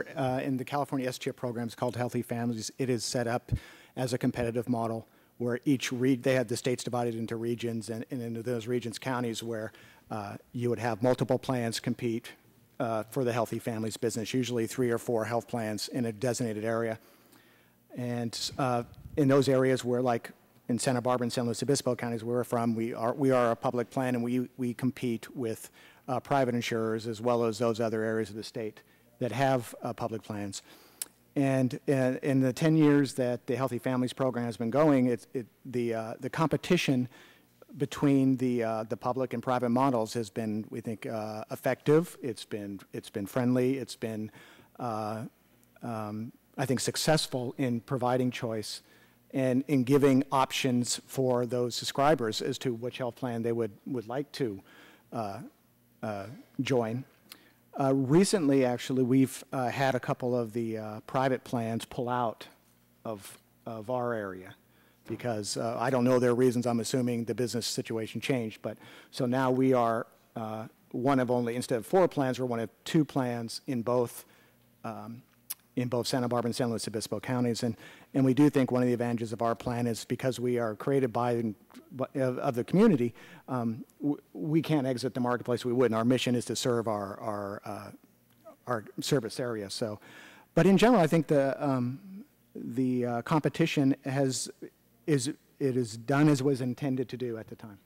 Actually, I described San Luis Obispo County where the number of private providers has dwindled, in large part because of the lack of providers. It's a very rural area and the reimbursement rate being so low, and that there really is a monopoly in the private sector. So this really is the only choice that the families eligible for Healthy Families can choose. My second question, does the county organized health system, as you've experienced it, have bipartisan support both within our county and the state? It's not particularly seen as a partisan program, is it? Does it enjoy broad-based support, I'm asking? It does. All of our plans enjoy, I think, bipartisan support at both the local and state level. And I think anytime you have a public program that delivers what the policymakers intend it to do and is very watchful and efficient with taxpayer monies, I think that's something that either, no matter what your party affiliation, that's good public policy. And our assemblymen and state senators and county supervisors of both parties and over time have been supportive, because they do see it's a community-run plan where the community actually, the healthcare community gets together to solve problems. And I know the state appreciates it because you've saved a great deal of money and provided also very individualized services to your constituents. We do our best, and we think we have been. And they have representation on your board, all of those sectors. I've talked to many of them. Finally, can you tell us how you contract with providers, and especially with safety net providers in the community? Sure. Safety net providers make up. First of all, we contract with all the safety net providers in our community, and we consider that county clinics, community health clinics, we have all the hospitals, and we also, which is fairly unique for a Medicaid plan, we do cover long-term care. So we contract with all skilled nursing facilities, and we think that it's very effective, because we know that it's important to us that these safety net providers stay healthy, and because they do see a large portion of our membership. They are open at times when our members can get to them. And we've also been very mindful that some of these, especially some of these skilled nursing facilities, really are watching every penny. So we do our best to make sure they get paid as quickly as possible. And in times in the past, we've literally cut checks early so they can meet payroll and so forth, because it's in our interest for them to survive. They're part of our community. They're partners with us, and it's certainly in our interest to make sure they're as viable as possible. Thank you. Thank you, Mr. Chairman. Thank you. Mr. Pitts. Thank you, Mr. Chairman. I'd like to thank the panel for your testimony, especially thank the Assemblyman Weber for your comments. I'd like to ask you, Assemblyman, why does health care insurance in New Jersey cost so much? Is it because of the mandates? I think there's a lot of things that drive the cost of insurance in New Jersey. Certainly the underwriting rules, known as guaranteed issue, that is, the insurance companies have to take all comers, regardless of their health condition. And then the community rating that's been modified recently, that also drives up the cost of insurance for many. There are other New Jersey specific reasons. I mean, it's an expensive place to live and work and provide medical care as well. But in addition to those factors, we do have as many as 45 mandated coverages for everything from mammograms to cervical cancer to Wilms tumor and infertility treatments. And there's a series of mandated coverages that also drive up the cost. How has the price of health insurance increased since New Jersey enacted these mandates? Can you give us examples of the amounts of increases? Well, it's difficult to pin down how much each mandate costs and increased the cost of insurance, but the estimate is that for every 1% of increase in the health insurance premium that mandates cause, as many as 8,000 people in the state lose their health coverage because their employers can no longer afford to provide it for them, or because they can no longer afford to purchase it themselves. So just in the last, I believe, 7 years, we've had over 110,000 people in the state join the uninsured rolls. At the same time, we are putting in rules and mandates. We've mandated over 15 coverages in the last 7 or 8 years in the state. So we continue to increase the costs even as people find it more and more unaffordable to purchase health insurance in New Jersey. And I just think that's backwards. We need to start looking for ways we can provide more efficiently health insurance to our constituents. In your testimony, you mentioned that your legislation maintains your state's core consumer protections. What are those protections? The legislation would require out-of-state insurance companies to come in and be certified by the State Department of Banking and Insurance, the New Jersey DOBI. And in order to do that, they would submit themselves to jurisdiction to be sued in the state of New Jersey. And if there were complaints or appeals, they would have to submit themselves to the jurisdiction of the Department of Banking and Insurance to rectify those problems. So a New Jerseyan who would purchase, say, a policy from Colorado wouldn't be going to Boulder to fight with the insurance company. They could go to Trenton or the local Department of Banking and Insurance representative. I think that strikes the right balance. It gives New Jerseyans the opportunity to purchase health insurance that meets their needs in terms of the mandated coverages and the underwriting rules that might be written in another state, but it maintains protection for New Jersey consumers and allows them to deal with their insurance companies in their home state. And do you think that a public plan, like the one in the discussion draft before us, will lead to crowding out of the private insurance market? Well, again, I haven't seen the bill, but I think just intuitively, when there's a government plan available, subsidized by the taxpayers without any real profit motive or incentive, there are going to be private companies who will dump their employees into what we call New Jersey Family Care or whatever alternative government program is available, especially as those income levels rise for eligibility. In New Jersey now we have 350% of poverty. There are going to be employers who recognize that they can still have their employees covered by insurance and not have to pay for it themselves. I think intuitively, yes, they'll start to crowd out private health insurance. Gentlemen's Thank you. time has expired. I know the clock is a little weird there. I apologize for that. I'm going to recognize myself for 5 minutes. This discussion about the protections, if you will, it really goes to the heart of a lot of what we're dealing with in this bill. I mean, I have to be honest with you. When members from other states are constantly telling me that they want to make sure that, that individuals can get insurance regardless of pre-existing conditions. I mean, the proposal before us it says that insurance companies will no longer be able to engage in discriminatory practices that enable them to refuse to sell or renew policies due to an individual's health status. They can no longer exclude coverage of treatments for pre-existing conditions. It limits the ability of insurance companies to charge higher rates due to health status, gender, or other factors. I mean, it's a very important part of the discussion draft. And frankly, when I'm proud of the fact that in New Jersey, those kinds of discriminations are not allowed, okay? So the other thing you have to understand is that, the Insurance Trade Association, AHIP I guess it's called, they've told us that they're willing to accept new regulations at the federal level with limitations on their underwriting rating practices, no more pre-existing condition exclusion. How is it, and I have to get to 3 questions, so I'm going to ask you first, Assemblyman Weber, how is it that the Trade Association thinks that we should include these provisions and you don't?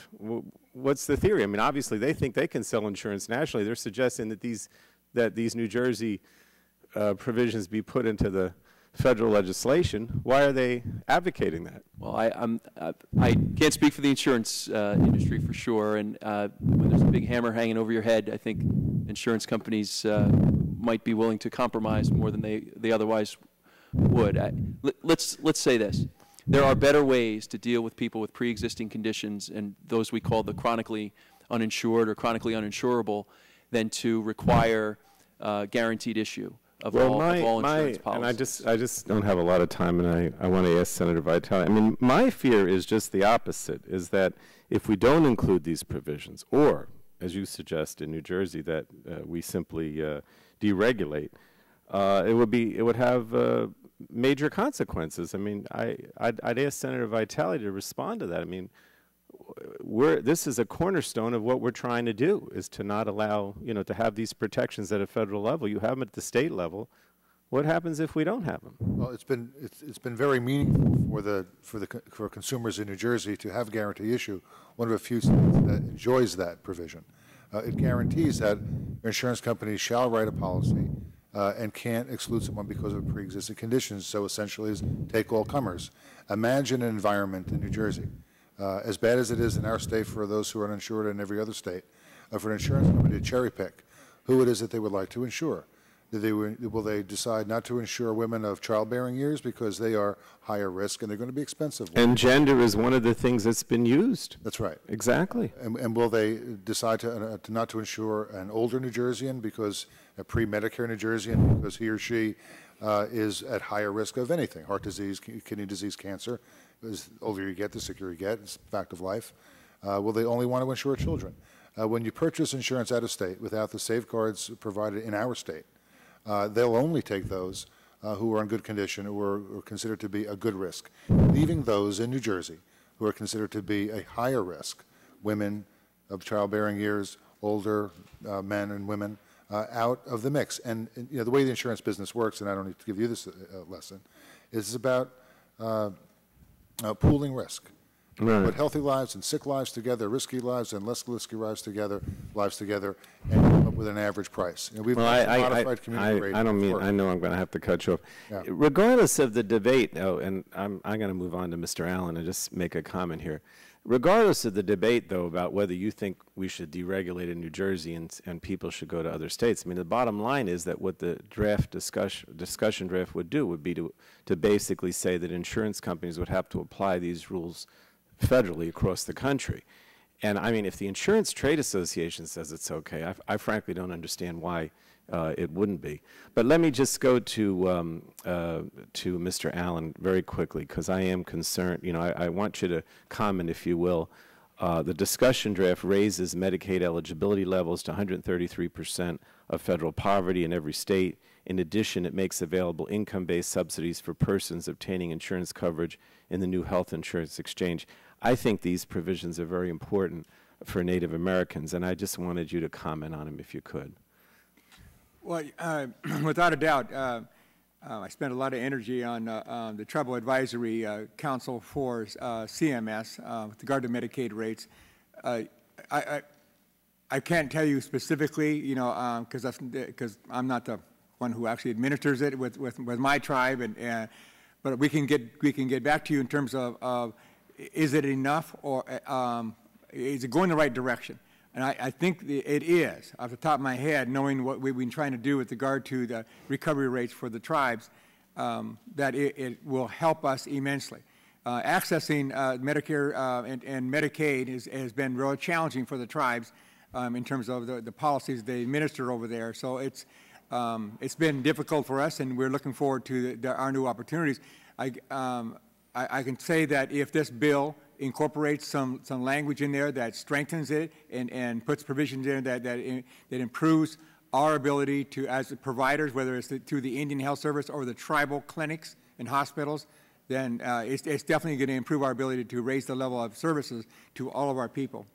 I mean, we are trying. I mean, you probably know that the Indian Healthcare Improvement Act, which is my bill, that I'm the prime sponsor, is coming up in resources tomorrow. We've been trying since the beginning of the year to incorporate a lot of the provisions of that, in SCHIP and the stimulus and also protections in this healthcare reform for Native Americans. And we'll still try to move the other bill, but we do want to, and we're really trying as much as possible to address some of the disparities that we know exist with Native Americans. I just want you to know that. And I'd also like to inform you, Mr. Chair, that times are changing for tribes in terms of how we provide services. So our clinics and hospitals provide services to both Indian and non-Indian alike now. It's changed, where the old days where we just provided services to the tribal citizens, and now because of the diversity of our communities and the communities around us, where like my community, the providers actually bailed out in the community, so we basically took on that role. So we have a clinic right now where 95% of our patients are non-Indian. I appreciate it. I know I went over, but I'm just concerned that I want to make sure that the Native American concerns come out. Mr. Gingrey. Oh. No. Mr. Chairman. Did we want to go back to you, or you? Yeah. Okay. Mr. Chairman, thank you for doing that.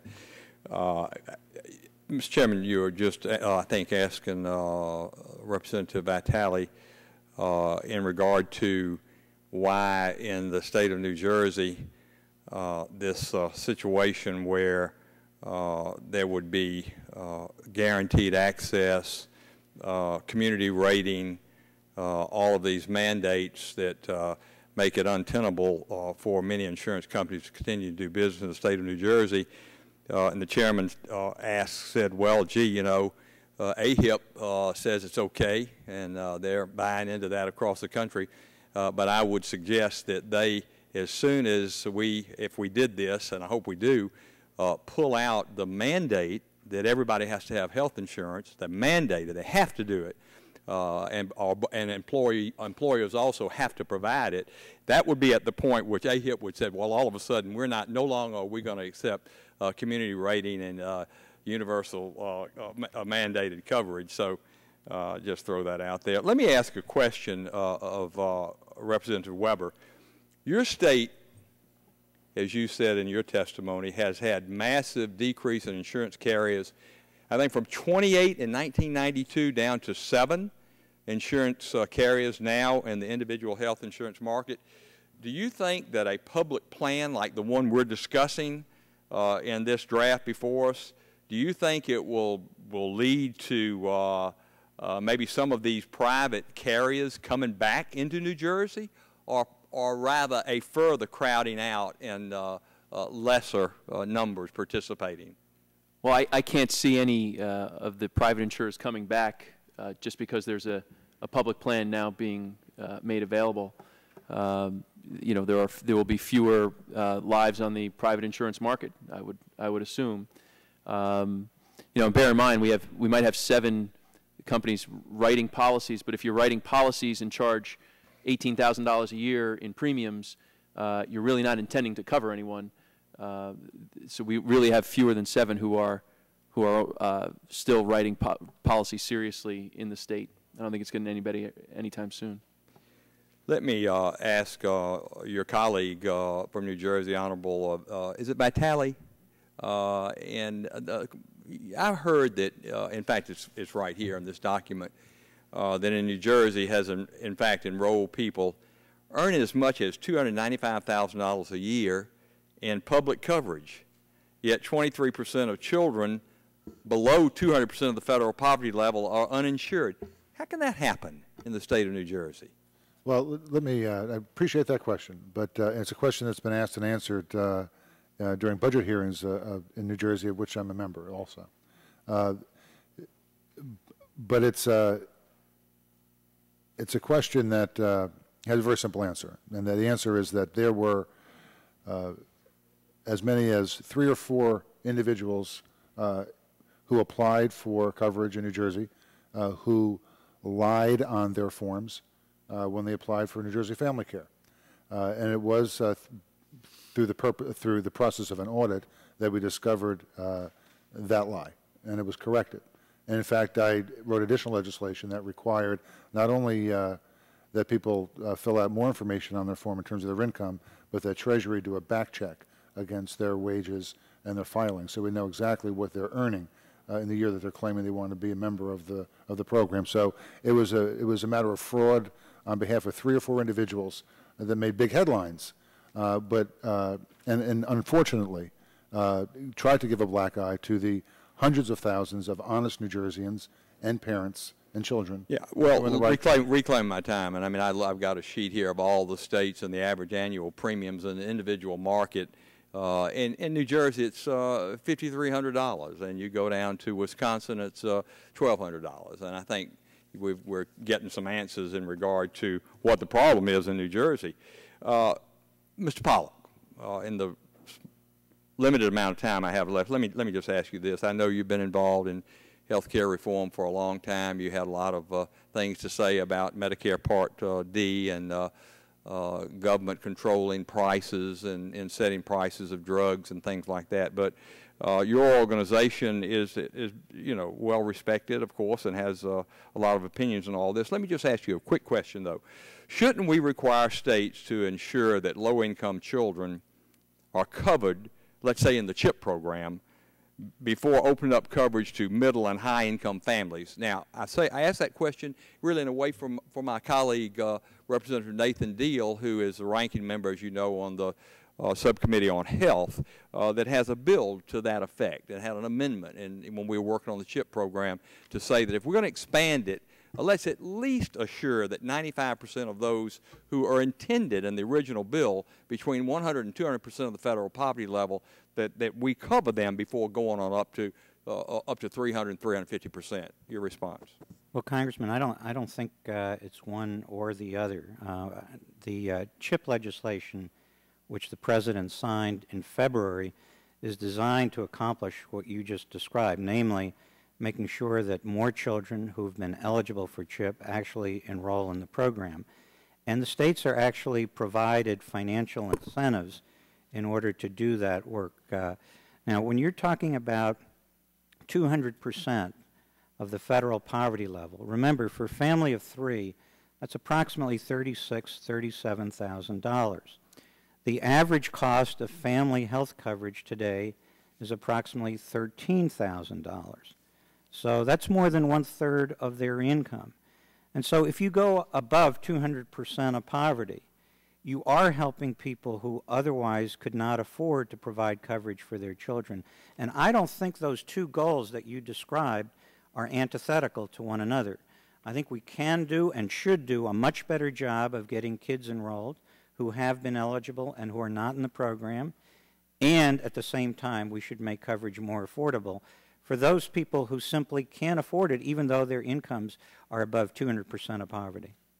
And I thank you. Mr. Chairman, I know that my time's expired, and I appreciate your patience on that. Thank you, Mr. Pollack.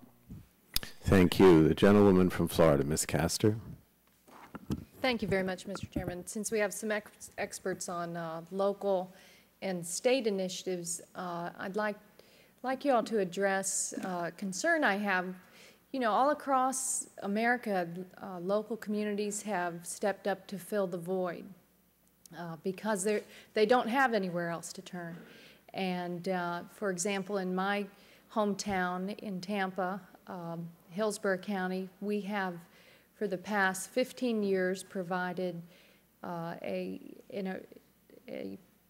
initiative where if you do not have health insurance from any other place, if you don't qualify for Medicaid or Medicare, and you are a working family below about 200% of poverty, the county has created a partnership with local hospitals and community health centers so that these folks don't end up in the emergency room and county government doesn't pay those very high costs out of property taxes, which everyone hates. It's very successful, and it has created a robust primary care system of 12 clinics, and the hospitals are reimbursed and the doctors there are reimbursed. And now with our health reform initiative, looks like the feds now will come in and we will cover the cost for the people that my community we're covering. And that's great. That's going to be great for my local taxpayers. But I hate the thought of losing this award-winning local clinic system, a primary care system that we have. And there are other communities across the country, I think Oakland, California, maybe, San Antonio, Texas, others, plenty of others that have these. How do we, in transition, ensure that these terrific initiatives on the local level survive? Well, I think the program at Tampa is wonderful, and it's the programs like that in New Jersey that we're trying to emulate. We've called them collaborative care models. We're working with local hospitals who are in close proximity to federally qualified health centers and other clinics to transition the uninsured or even the insured who present at emergency department with what is really non-emergent illnesses or injuries. You know, we're required, of course, to take all comers, but those who presented in an emergency department really don't need to be there. So we're working with our local hospitals, so it's a great model. And I think the question, I think, is how are those providers, those caregivers, doctors and nurse practitioners and nurses reimbursed for the care they would provide? So is it state, Dr. Shipek, is it state leadership that needs to step in, because the states will have so much of the responsibility when we're talking about the 133% of poverty? It's going to be through Medicaid that they'll be covered. Yeah, I mean, there is a lot of programs now. Some states do programs with state-only dollars, and a lot of the locals do, so there are those sort of tiered effects. This is probably going to be, if this bill were to pass, it's going to be a transition, I suspect, of 4 to 5 years before you transition. And I think to some extent what states would do would be to work with communities to ensure that they're doing part of the eligibility that's feeding in, because a lot of the problems in Medicaid and S-CHIP, oddly enough, is finding these kids and getting them, in fact, enrolled. And I think we're going to have the same problem with the other subsidized populations. What worries me very much about this bill, however, is that the entire sort of gateway or alliance is federal. So now you're going to have the federal government in the middle of this doing insurance regulation for those qualified plans, and then you've got states outside that doing non-qualified plans. So I think the coordination problem is going to be greater going forward. I worry about that. Congresswoman, I just want to say your community is well known as doing something that's exceptional. Obviously, so many communities across the country don't do that. And it's one thing to provide primary care, as community health centers do. Often people who get primary care may have difficulty getting access to a specialist. But your question and what Ray was just talking about, I think tells us that, yes, there is going to be a transition, but it makes a whole lot more sense to put that lower income population into Medicaid that exists, rather than create the exchanges and overburden those exchanges, which are going to have significant difficulty reaching out to larger portions of the population. Let's keep that lower income population, at least for the time being, in Medicaid. Let's see how the exchanges function. But also let's make sure that the protections that now exist uniquely in Medicaid continue to be provided to that low income population. If I could just finish up briefly, add that, again, we think that all health delivery is local. And I think we also believe that the ability of local communities to address their own needs is very effective, and what was happening in your community is a perfect example. And also when you have the local delivery, you really do encourage physicians and hospitals and other healthcare providers to really talk to each other and work towards this common goal of how can we make the community that we all live in a better place for all of our citizens. So we're big believers in really having whatever comes out of federal healthcare reform take a look at what is working at the local level and hopefully maintaining that. Good. I look forward to working with you all on that. Thank you, Mr. Chairman. Thank you. Mr. Shimkus. Thank you, Mr. Chairman. And I've got a couple points I want to try to drive, but I'll try to be quick and pretty efficient. Senator Vitale and Assemblyman Weber, when constituents have problems with the New Jersey program, do they call your offices? Yep. So you have, and that's probably not part of the calculations of the cost of doing, but we do the same thing. We have Medicare, Medicaid. I have at least one person full-time to address those constituent concerns. And they're not easy, and they're bureaucratic. And I was just wondering if we take on this as a national health care plan, guess what? We get it all, gang. We're going to get all the caseload calls. They're going to come. And that's why you guys support it, because then they won't be calling your offices. No, let me, and just for the record, Medicare D was very successful. Medicare and Medicaid, for the 60 years that it was here, it's still here, did not do what the private sector did, which was provide prescription drugs to people who had private insurance. You can't have modern medicine without prescription drugs, although we carried a system that didn't have it. And we fixed it, and we're under budget, provide better service, and quality service is high. And I think we could do that in this private sector debate. I really do, if we would just give it a chance. I'm going to go to Mr. Allen real quick. The Indian Health Service, I don't have Indian tribes, so I'm not as familiar as isn't it a one-payer system? It's referred to as a payer of last resort. So it requires that the tribes tap the insurance system or the Medicare or Medicaid, and then if there is still a gap in providing services to the tribal citizen, then we access the IHS monies. Okay, let me go to your encouragement to move people, I think, from the Indian Health Service to this insurance plan. I guess a better way to ask this is, in your testimony, you want to exempt the mandates and penalties from the Indian tribes. Is that correct? Yes. Why would you want to? And we will have problems with that. I know there's tribal issues and sovereignty issues and stuff, but if we're going to do a one-size-fits-all arena, we're going to have to do one-size-fits-all arena. I'm not sure how we start exempting and you want, in your testimony, you also talk about you want exemption from employer mandates that should be exempt even for the Indian tribes that have the benefit of the casinos and golf courses and tourism issues. Is that correct? Yes, we are. And you want that exemption also to employees of that facility that may not be American Indians. Even though, say it again? So you have an employee at a casino that's not an American Indian. Yes. And you're pushing for some exemptions of the mandates for the insurance provided to them. Yes, our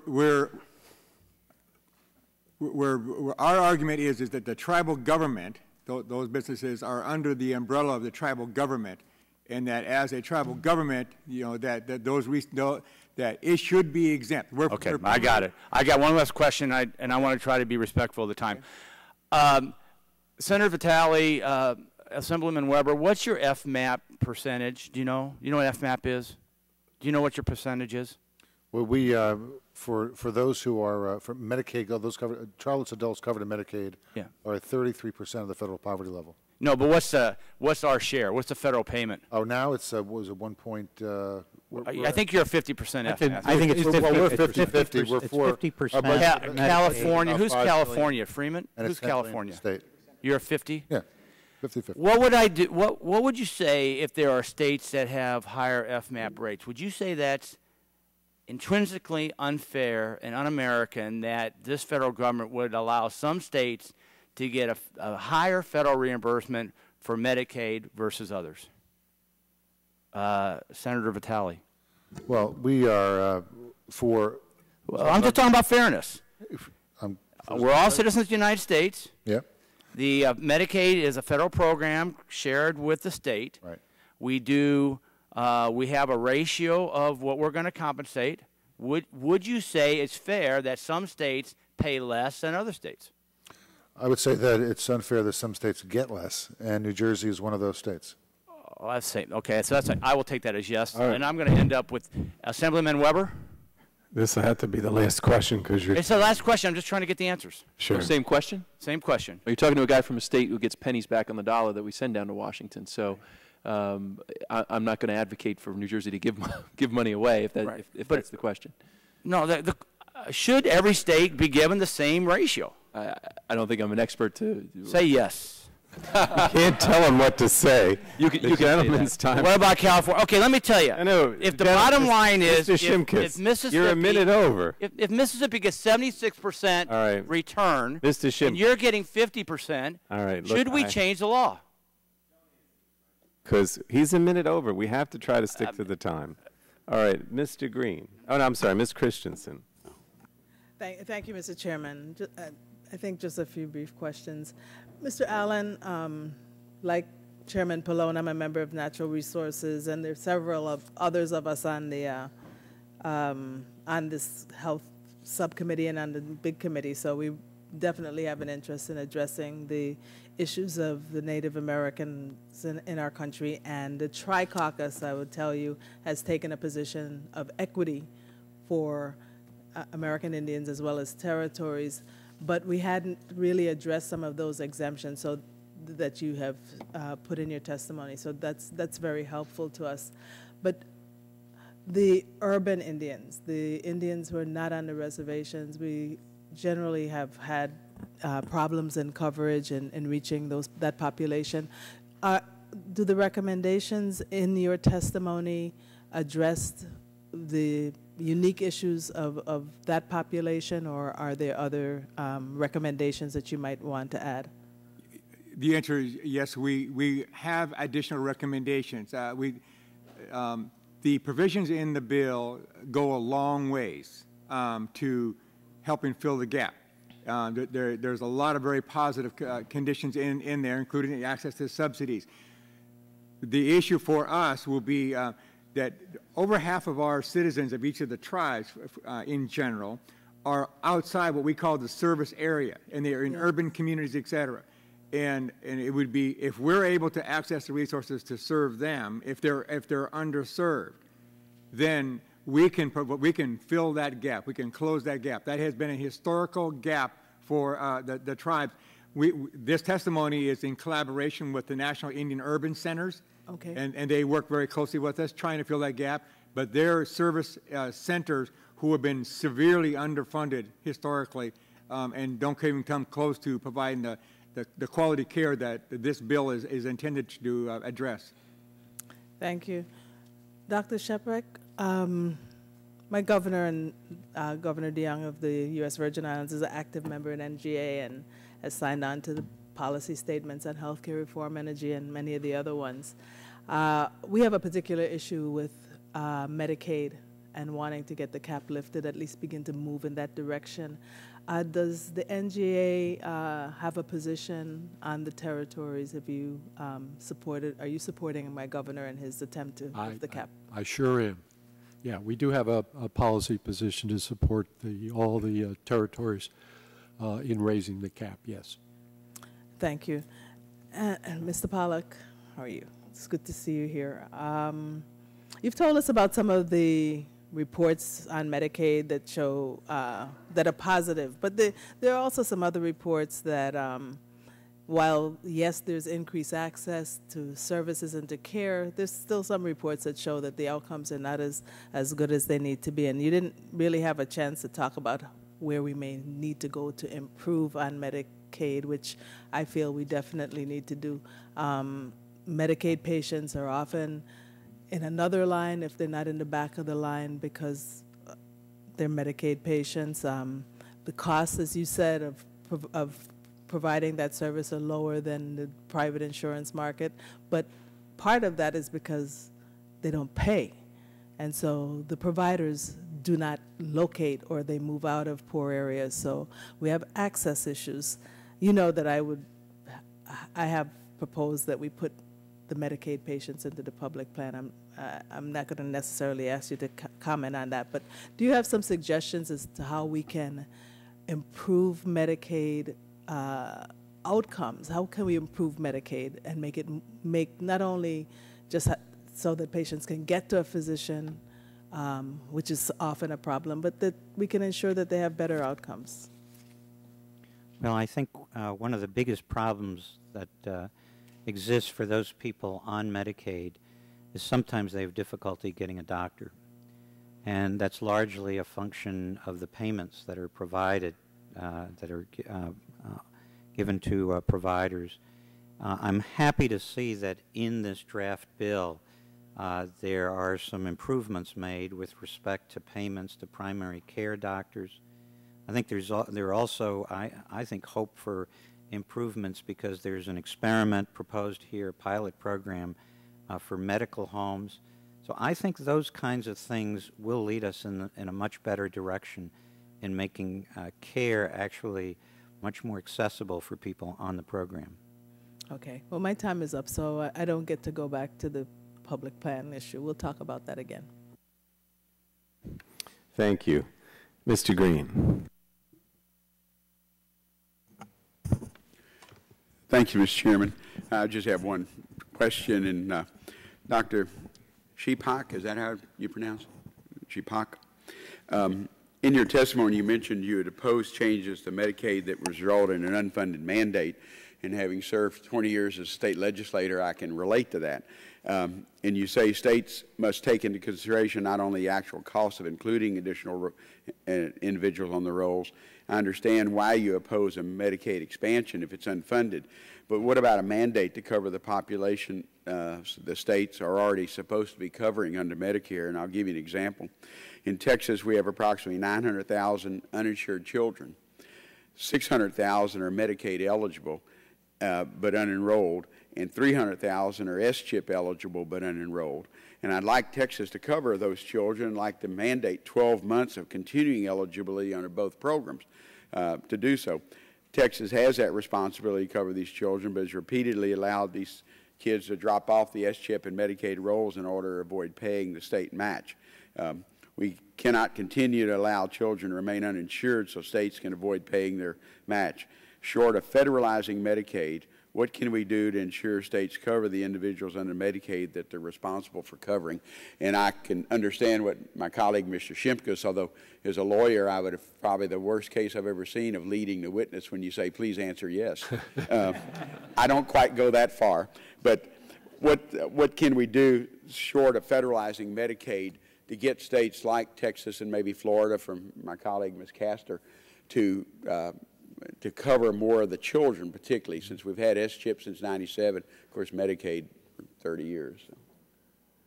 In all seriousness, one of the problems with Medicaid is it's three sort of programs in one. It's women and kids, it's disabled, and it's the long-term care. And it's the long-term care that we think is the biggest problem because the demographics are changing and so on, and a lot of the dollars really go there. The women and children are relatively inexpensive and a good investment. And so the problem is that Medicaid now is 23% of the average state budget. It's about what all elementary and secondary education is. And right now, from a state perspective, we're looking at about $180 billion in terms of shortfalls over the next 3 years. So what you're seeing, and I think you're beginning to see, Texas is a little bit better off than a lot of states, but it's also have a problem of basically raising the state share to cover those.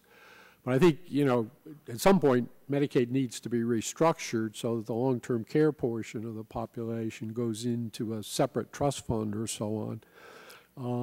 States, I think, understand it's sort of their responsibility, women and children, because it's also a population they have to work with in terms of welfare and other things. So I don't think the women and kids are a huge problem. Okay. Mr. Green, I would say there are two things in response to your question. First, we obviously can do a whole lot better in terms of the enrollment process. It's rather cumbersome, and particularly the re-enrollment process. After the year is up and a child has been eligible, they have to re-enroll. If they fail to do that for whatever reason, they're off the rolls, and there's a lot of churning in the program. So we can do a lot more in terms of outreach and better enrollment. And the CHIP legislation that passed in February actually, I think, provides some opportunities to make that happen. But with respect to Texas, there's a very important thing. One of the things we know is that children are less likely to enroll if their parents can't enroll with them. And in Texas, the eligibility standard for parents is a meager 27% of the federal poverty level. So if you've got a parent and two kids, or two parents and one child, so if that family has income in excess of $5,000 a year, they are ineligible. The parents are ineligible. So I think one of the things this bill does is it allows the parents to enroll with the children And I think that will help solve the problem you're talking about. Okay. Well, and I have a concern again about the churning, because I know in 2003, when some tough budget decisions like our legislators have to make, they cut a bunch of children off of CHIPS and they knew how to do it. They made them re-enroll every 6 months. And you can quantify it very quickly to say, you know, how many kids are going to drop off because the parents just can't go down and stand in line at the Health and Human Services office. And so that's the concern. Thank you, Mr. Chairman, for your patience. Thank you.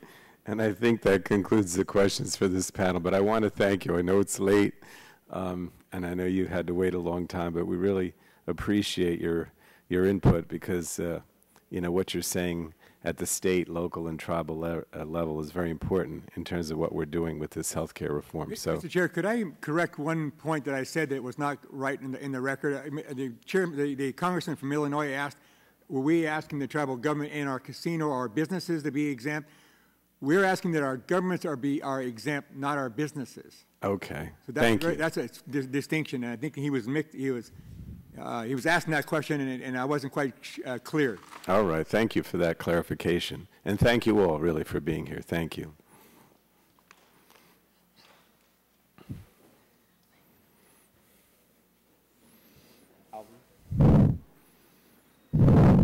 And we'll ask the next panel to come forward.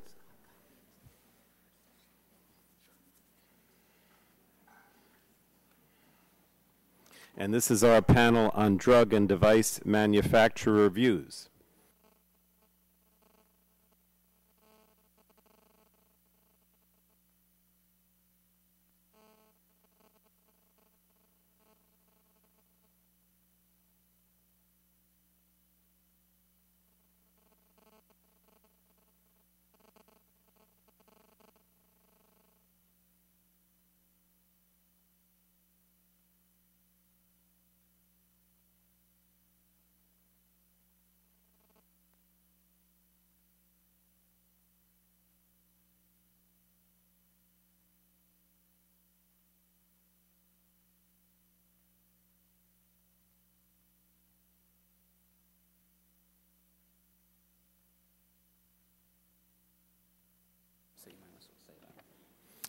I want to welcome all of you. I know the hour's late. It's already 6 o'clock.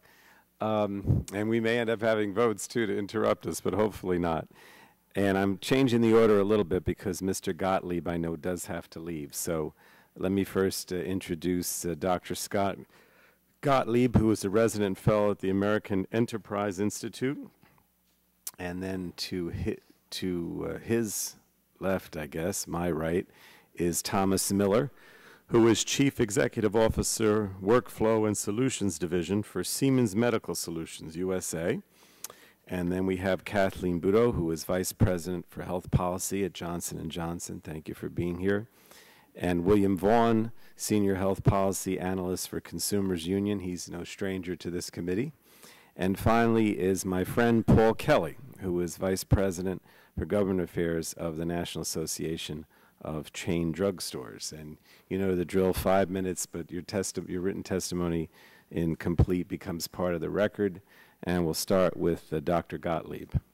Thank you, Mr. Chairman. I'd like to submit my oral statement for the record. I just want to pick up on some themes that were discussed in some of the earlier statements. Pleasure to be here, by the way. I'm from the 12th Congressional District in New Jersey, and my parents still live there, so it's a pleasure to be here with you. There was a lot of discussion around Medicare's efficiency in some of the earlier testimony, and the issue of rationing also came up tangentially in Medicare. With respect to Medicare's efficiency, and I worked at the agency for a period of time under Dr. McClellan, one of the things that Medicare lacks is clinical expertise on the staff, and I think it's become quite apparent in recent years. If you look at the structure of Medicare, they have about 20 physicians in the entire organization. If you look at private plans, by comparison, they'll have literally hundreds. And I think this gets to an important consideration when you talk about why Medicare is able to operate with less overhead. It's in part because they're not doing a lot of clinical review, for better or for worse, in the context of the kinds of reimbursement decisions they made, and even the kinds of coverage decisions they make. Just anecdotally, they made about 165 different decisions with respect to cancer products since 2000 without a single oncologist on the staff of the organization. And why this is important, I think, with respect to the intersection of talking about Medicare's efficiency and the low overhead that they operate with, and then you get into discussions around rationing, is because it's without a doubt that we already engage in issues of rationing with respect to the Medicare program. We're doing it right now in the context of coverage decisions and reimbursement decisions and how we go about coding.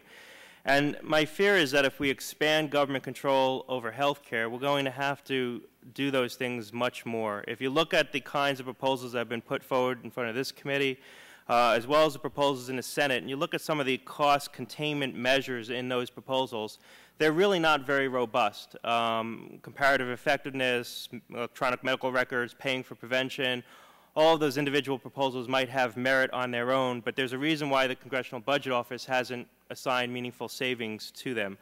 And so the fear is of people who talk about the potential for rationing inside a government program is that in the absence of being able to control costs with policy prescriptions that are embedded in these bills, ultimately the default case 2, 3, 4 years from now will be to have to engage in more robust rationing decisions inside the Medicare program and whatever other government scheme we come up with. And if you look at the draft legislation in the Senate and the House, you see multiple references to quasi-independent advisory committees that we could certainly contemplate could become vehicles for that sort of rationing.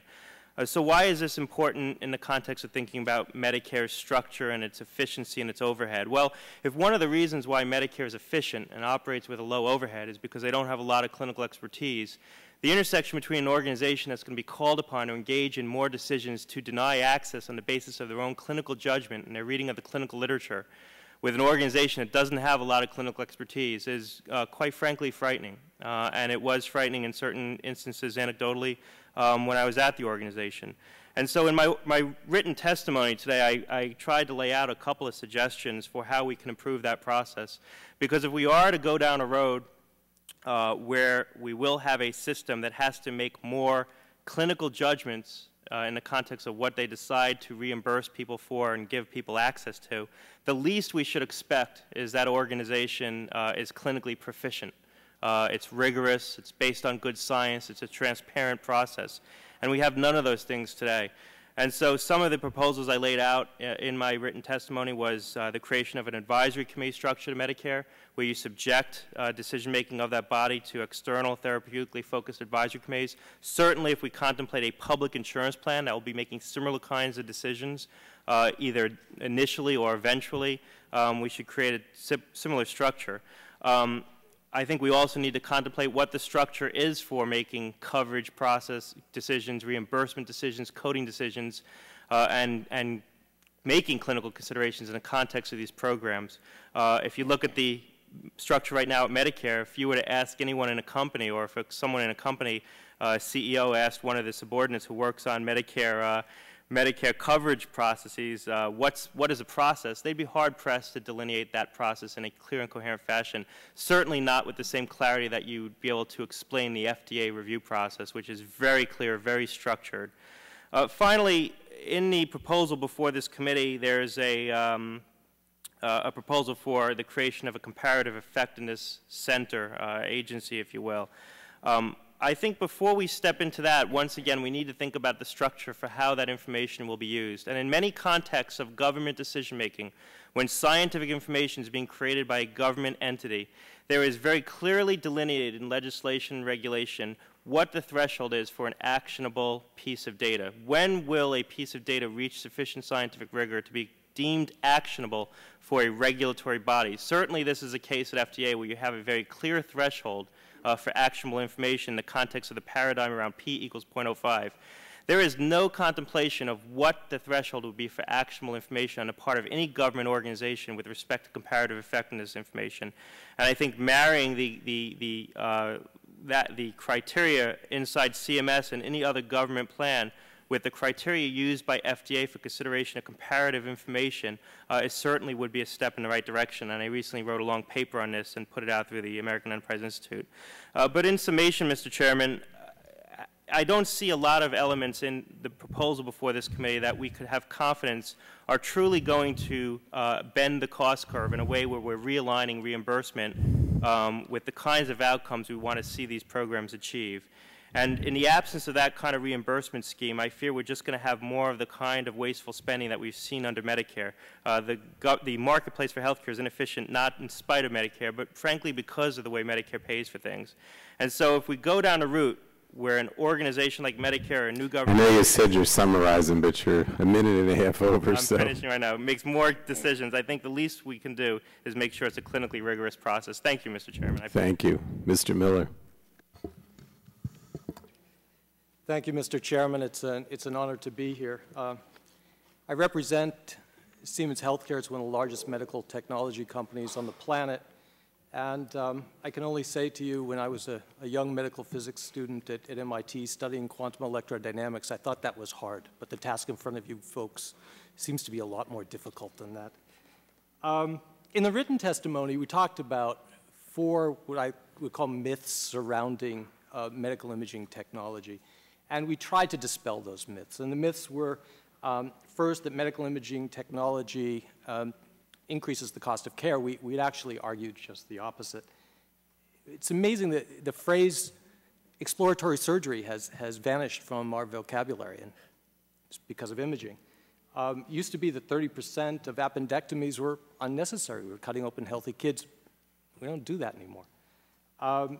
Used to be the patient coming to an ED with stroke symptoms would be observed. And now we use a CT scanner with clot-busting drugs to take care of them, with potentially millions in cost savings for care later. And CT angiography is now being used to intervene in intermediate risk chest pain patients, avoiding healthy patients going for angiography. One thing in common with all these examples, we introduce something that seems to be expensive, that raises costs, but the total costs of care actually go down. The second myth that I wanted to address was that the financial self-interest of physicians has led to technology overuse. The evil physicians are just lining their pockets by ordering unnecessary exams. That's not true. Over 90% of imaging tests are ordered by non-radiologists, read by radiologists who have no financial link. In fact, medical imaging increases have happened also in Canada, a nation we've talked about a lot today, and there's no financial incentive for do so. Imaging is being used more. It's being used more because of the diagnostic confidence. Now, I'm a physician. I want to know what's going on with my patient. I'll order an image. Further reductions in reimbursements are the best means to reduce costs. We'd actually argue just the opposite. Demand and supply in medical imaging are decoupled. By reducing reimbursement, you reduce supply. You do nothing to affect demand. And the DRA, which was implemented a couple of years ago, resulted in dramatic cuts, saving up to 3 times what the CBO estimated.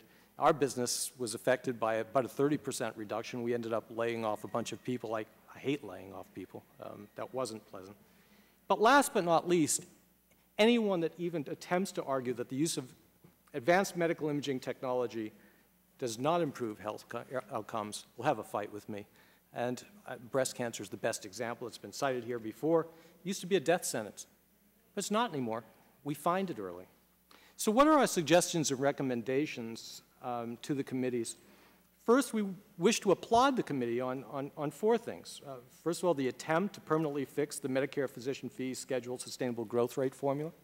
Second, the abandonment of the Ways and Means Committee formula fix that would have created a separate expense target for radiology. The lack of a recommendation for radiology benefits managers. Personally, I like physicians to manage my care. I also wish to thank the House committees for not increasing the utilization calculation on equipment in the draft from 50 to 95% as some people estimate. Let me make one point clear. A 95% utilization assumption will result in rationing care. We finance many of our customers. We know what their P&Ls look like. We know what they can afford. And medical imaging centers will close. Access will plummet, especially in rural areas. Wait times will result, possibly for time-critical care, and hospitals in the current capital-constrained state can't take up the slack. Now, 75%, your recommendation, is better than 95%, but there's no credible data for either number. And I think we better study it and figure out what the access impact is before we do either. So how do you get costs under control? What would we recommend? Well, you could do what Massachusetts General Hospital did and have physicians develop appropriateness guidelines. They reduced outpatient CT growth from 12% per year to 1% per year, despite the fact their outpatient visits went up. We could get behind that. we've been a strong advocate for accreditation requirements contained in the Medicare Improvements for Patient Providers Act of 2008, which assures that if you don't meet the accreditation, you don't get paid. We support comparative effectiveness research. Might surprise you, but we do. We're a fan of our technology. We think it does good, but we support it only if it looks at the entire longitude of care. Because as we've said, we believe that in some cases the cost for imaging will go up, but the resulting expenses longitudinally will go down. And finally, we commend other legislative efforts to fund medical imaging research. Specifically, we need to find a diagnostic imaging test for prostate cancer to benefit men, like mammography has benefited women. The PRIME Act and House Resolution 353 does exactly this.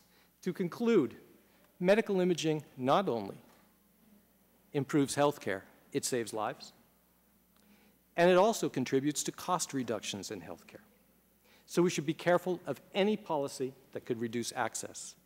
I thank you for the privilege of representing Siemens Healthcare in this national dialogue and your patience. Thank you, Mr. Miller. Ms. Butow? Thank you, Mr. Chairman, and my name is Kathy Butow. I'm Vice President of Health Policy for Johnson & Johnson, and we really appreciate the opportunity to be here to comment on the discussion draft. We very much support enacting legislation this year to provide coverage for all Americans, and we look forward to working with the committee toward that end. By way of introduction, I want to just say that I focus on a broad array of health policy issues for Johnson & Johnson worldwide, so in many countries, including China and India, as well as the United States. And I spent much of my career on these issues, including 18 years with the Healthcare Financing Administration, where I was involved with implementing changes in Medicare and Medicaid in an efforts to pass earlier health care reform legislation. I'm going to focus on really 4 things and leave to you my written testimony on a number of other provisions that we support in the bill. Wellness and prevention, comparative effectiveness research, Part D of Medicare, and the public plan. So first, wellness and prevention. As an employer that's focused for more than 30 years on improving the total health of our employees, we strongly support the inclusion of prevention benefits and zero cost sharing to promote greater wellness in the population. Our CEO, Bill Weldon, was invited recently to meet with President Obama, along with other executives, to describe their experiences in reducing risk factors in the workforce. And I'll just give you one example. At Johnson & Johnson, over a 10-year period, beginning 1995-99, and measuring a difference in 2007, we reduced smoking from 12% in the workforce to 4.3%. And we had many results like that, which are in the written testimony. So we believe that this is critical. We at J&J have saved about $250 million over 10 years through these efforts. Now, comparative effectiveness research. We're very pleased that the bill includes an enterprise that will focus on improving the evidence physicians and patients can use to make treatment and care decisions. And while we have great respect for the Agency for Healthcare Research and Quality under Carolyn Clancy's leadership, we actually believe a public-private entity provides a stronger long-term framework with transparency of methods and processes, inclusion of stakeholders, and a focus on clinical comparative effectiveness research.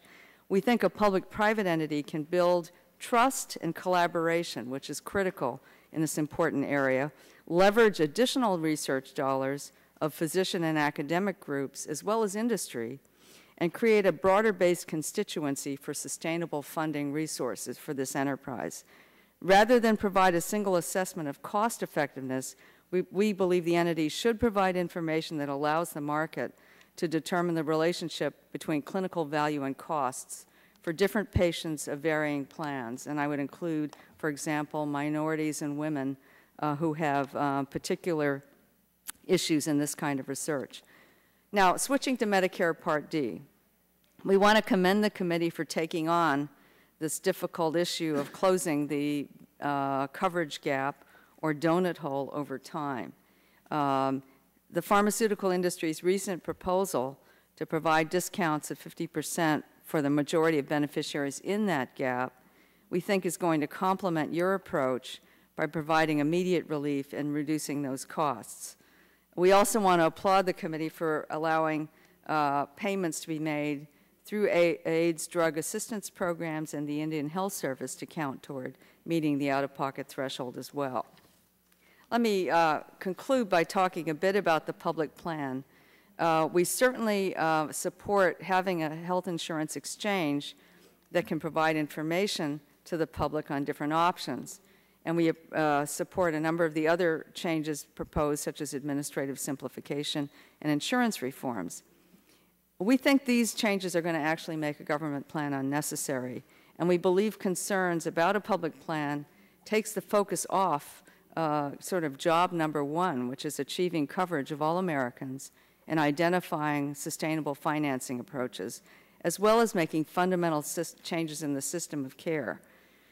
Providers like the Mayo Clinic, and they were recently cited in an Atul Gawande article in the New Yorker as providing highest quality care at the lowest cost, have been very vocal about their concern that the public plan is going to use Medicare rates and therefore not cover actual provider costs. Cost shifting will ultimately lead to higher cost private plans and ultimately a dominant public plan that underpays, we're concerned. And our industry is concerned because systematic underpayment of providers will undermine the market-based system that allows incentives to find cures for cancers, Alzheimer's, and other dread diseases. We also are concerned about government negotiation of pharmaceutical prices, reducing the willingness of our industry to undertake risky and long-term investment needed to produce important treatments. And we also think this threatens American leadership in medical innovation in ways that we don't fully understand and would be hard to anticipate. Last point on this is that biologics promise to be a major avenue for breakthrough medicines and one we know the committee is considering. We have been at the forefront in the U.S. and other countries of supporting a regulatory pathway for biosimilars that assures patient safety and preserves incentives for life-changing and life-saving medicines. We have strongly supported H.R. 1548, introduced by Representative Anna Eshoo, which has over 100 co-sponsors.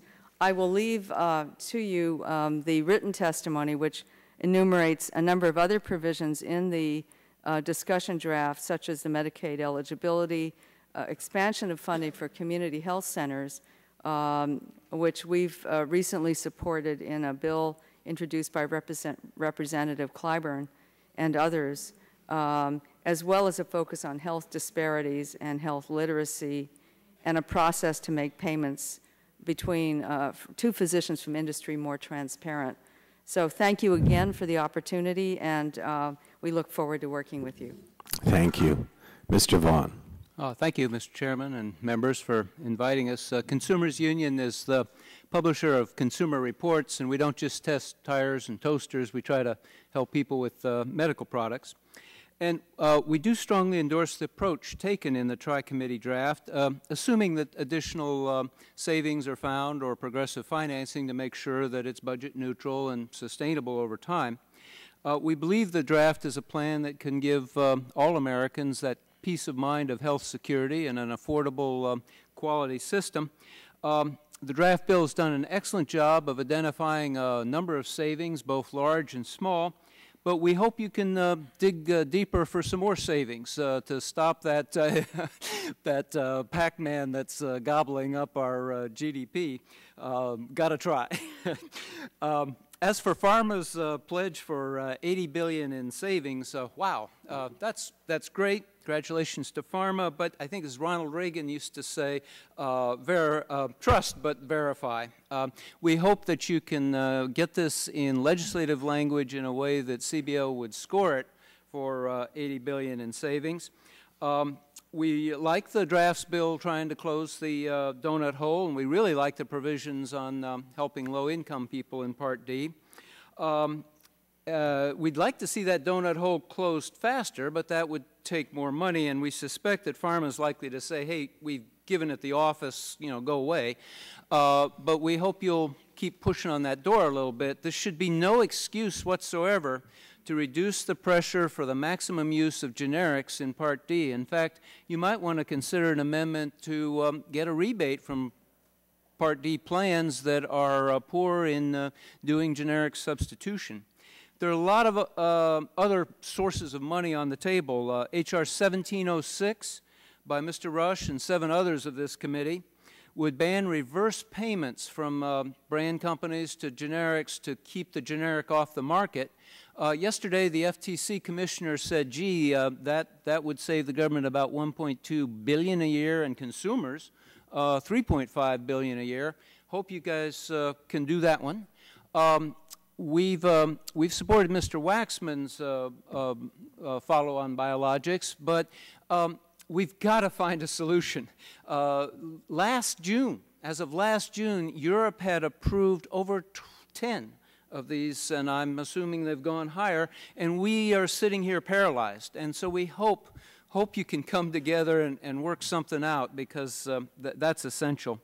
The June MedPAC report that's just come out in talking about FOBs also suggested maybe take a look at reference pricing. Why pay more for something that doesn't bring more to the table than what you're already paying? We urge you to also support giving Medicare negotiating authority in Part D. Once you get a good food and drug safety program in place on imports, let's have reimportation or free trade in pharmaceuticals. And a new idea, require rebates to Medicare for drug inflation in excess of population growth and CPI, except no rebate on a new kind of drug, a new molecular entity that the FDA would identify. This would get you a handle on spending, but move the industry more towards really breakthrough research. If my wife sees an ad on TV for a 4th type of ED, she's going to throw something at the TV. I mean, we need life-saving breakthrough research and not just more of some of these Me Too's. The other areas, we love the comparative effectiveness research provisions in your bill, save the consumers a ton of money. If you want to see how it works for consumers, the last page of my testimony takes a look at heartburn medicine and proton pump inhibitor stuff. And if you look at the science that the comparative effectiveness research brings, there's no particular difference between a $20 pill and that purple pill. And working with your doctor, check it out. We always say check with your doctor first, but why in the world would you start with a $200 a month medicine when you could get a $20 a month one that's just about as good? Finally, we endorse the physician's payment sunshine provision in this bill. That's the one that would disclose how much drug and device companies are giving to doctors and med schools. We think those gifts aren't totally free. They come with some strings of influence, and we need to stop that. Thank you so much for your time. Thank you, Mr. Vaughan. Mr. Kelly. Thank you, Chairman Pallone and Ranking Member Deal. National Association of Chain Drugstores appreciates the opportunity to testify today. I'm Paul Kelly, Vice President of Federal Government Affairs, and I'm substituting today for Carol Kelly, our Senior Vice President, who is ill and sends her regrets. But I really appreciate your indulgence in allowing me to pinch hit. NACDS represents the nation's chain pharmacies whose 40,000 pharmacies and 118,000 pharmacists fill 2.5 billion prescriptions every year. That's 72% of all prescriptions nationwide. Pharmacies are the face of neighborhood health care. There is a community pharmacy on average within about 2 miles of every American. One of pharmacy's major contributions is helping with medication adherence. Simply put, adherence is taking medications correctly. It has major implications for patient health and for health costs. Non-adherence leads to long-term health complications that diminish quality of life, and non-adherence has been estimated to cost $177 billion annually. I'm here to make recommendations that will help prevent this problem from getting worse. Preventing it from getting worse involves preserving access to pharmacies. Essential to this is reforming the pharmacy Medicaid reimbursement system. As you know, the Deficit Reduction Act of 2005 would set pharmacy reimbursement for some generic drugs at 36% below cost. The issue is complex, but it boils down to a basic principle. This is unworkable for pharmacies, as it would be for any health provider. Unless Congress intervenes, current policies would put 20% of pharmacies at risk, most of which serve low-income individuals. Last year, Congress blocked implementation of these severe Medicaid cuts until October 1st, which we appreciate.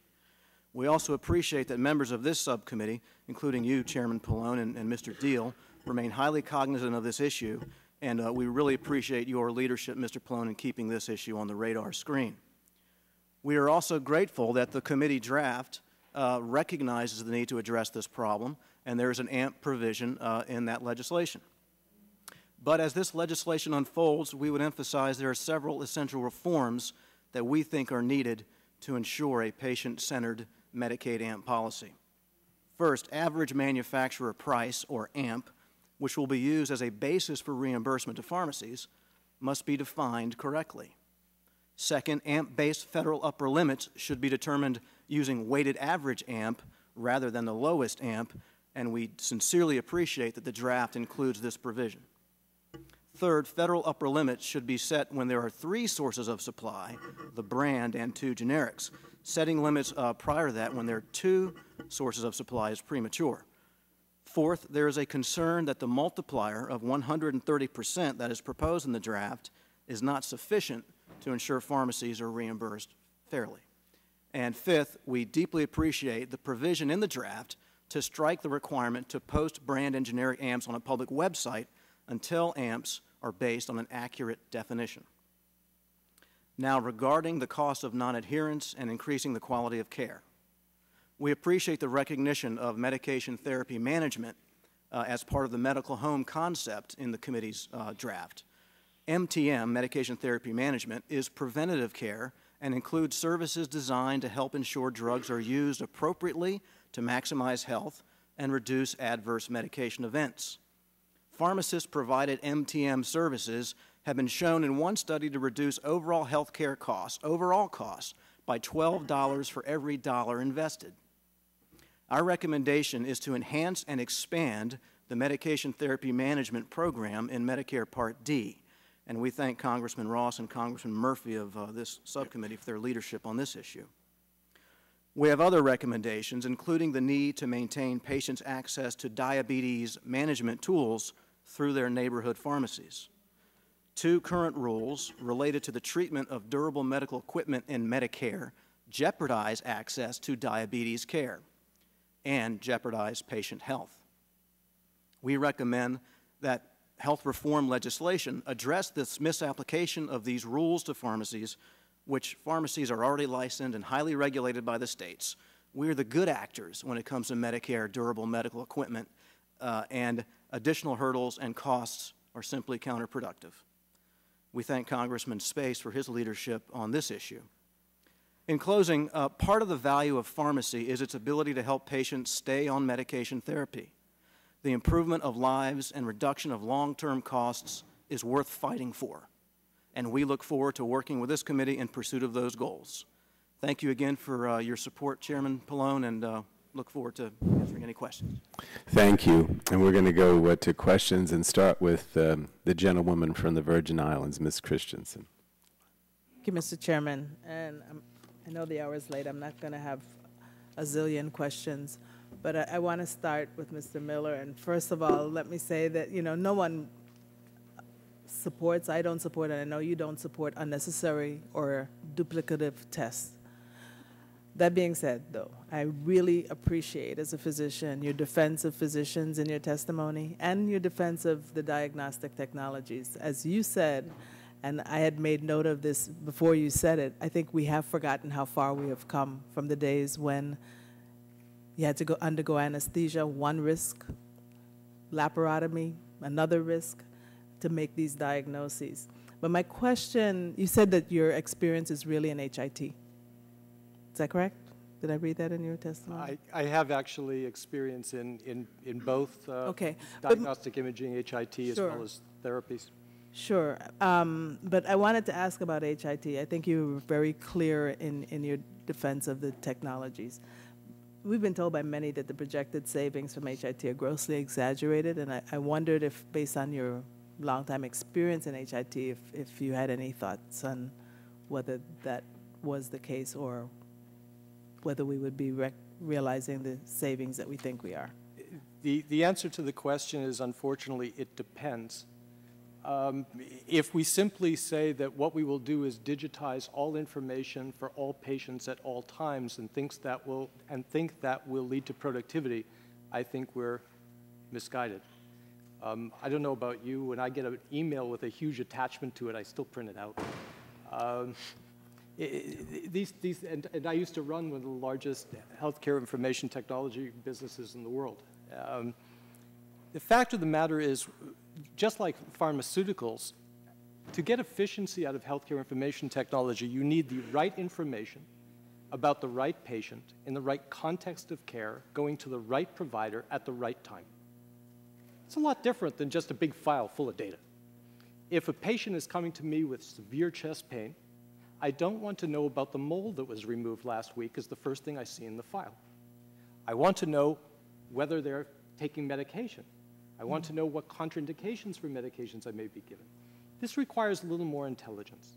So I think the potential is there. We certainly have customers who have realized a lot of potential, but the devil's in the details.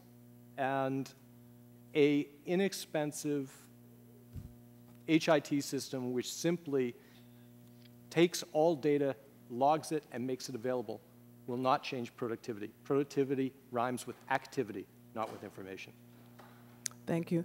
Ms. Butow, we applauded J&J's wellness and prevention programs and also the recent proposal by pharma to cut the cost of medication during the donut hole by 50%. We also appreciate your support for elimination of health disparities in the community health centers that you stated in your testimony. We do have a point of departure on the public plan, which the Tri-Caucus is fully supporting, and which I think this committee is bending over backwards to ensure that it does not undermine our market-based system. But I wanted to ask about the CER issue. I've joined with other members in legislation that goes so far as defining the committee that will oversee it and ensuring that the membership on that committee is representative of all of the stakeholders. Important to the Tri-Caucus as well, we directed that research must be done in women and racial and ethnic minorities so that we'll really have the best science for everyone. And further, we direct that the outcome of that research would only be used to provide clinical guidance. Does this address some of the concerns that you raised, or are there others that remain? No, it sounds like your approach really does address many of the concerns I've raised, and I think the other issue that once you dig below the surface on minorities and women and other subpopulations is as we get closer to personalized medicine. Yes. I think we are beginning to realize we need a different approach to doing the clinical trials that actually helps us sort so that we can provide and be more targeted in the treatments we develop. And we're trying to figure out how to do that in a way that gets those targeted treatments that, again, will be better value for money in the system, but also will get to subpopulations, minorities, women, and others who will benefit. And we're still sorting through that, but I think that's part of the equation as well. And it sounds like your approach would allow for that kind of research to go on. Thank you, Mr. Chairman. Congressman Deal for 5 minutes. Thank you. Mr. Kelly, you're familiar, I think, with H.R. 3700 from last Congress that was introduced by Chairman Pallone. I believe you have generally been supportive of the language that was in that piece of legislation. What's missing from this draft that was in the bill Chairman Pallone introduced last year, 3700? There are some differences. Excuse me. There are some differences. We certainly appreciate that the committee in its draft bill has recognized the importance of this issue and included improvements to the existing law in the bill. We also appreciate your leadership over the years in trying to be helpful on this issue as well. As I understand it, H.R. 3700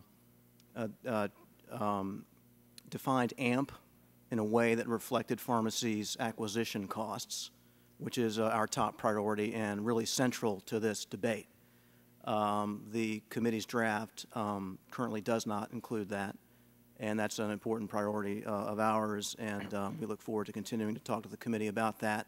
That's reflected in our written statement. That's one of the major issues. You mentioned that states should consider both components of reimbursement when determining what they're going to pay pharmacists for.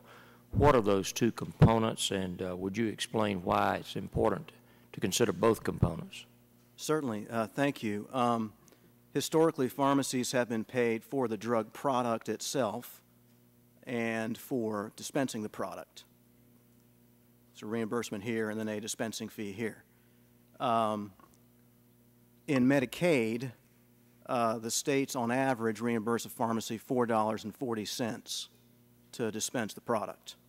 All the evidence indicates that it costs a pharmacy about $10.50 to actually dispense a prescription drug when you consider all the overhead that's involved with running a modern pharmacy today.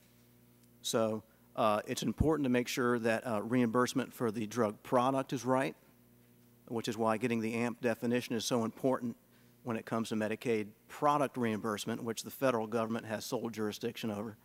The states control the dispensing fees in the Medicaid program. And I tell you, this committee in Congress could really help us quite a bit with CMS on this issue of dispensing fees. When DRA was passed, there was a ton of legislative history which indicated the expectation was and the encouragement was that states would allow for increased dispensing fees for pharmacies. Well, about a half a dozen states have submitted state plan amendments requesting just that, and CMS has shot down every single one of them. In fact, just this week, the state of Washington submitted a state plan amendment that would have increased fees by a nickel, and CMS shot it down. So to the extent folks on the committee can be helpful in that regard with CMS, we'd sure appreciate it. So the two components, one is controlled at the federal level, that being the payment for the drug itself, which is the AMP issue that you alluded to. And you don't think this draft addresses that issue as clearly as the Pallone legislation did. And then the second component being the dispensing fee, which is a state issue by and large, is still left that way under this draft legislation. Is that correct? There's nothing in this draft that we've seen that indicates any policy changes on dispensing fee. And you're right, there's product reimbursement, and that relates directly to how you define AMP and how you reimburse and calculate the AMP. Okay.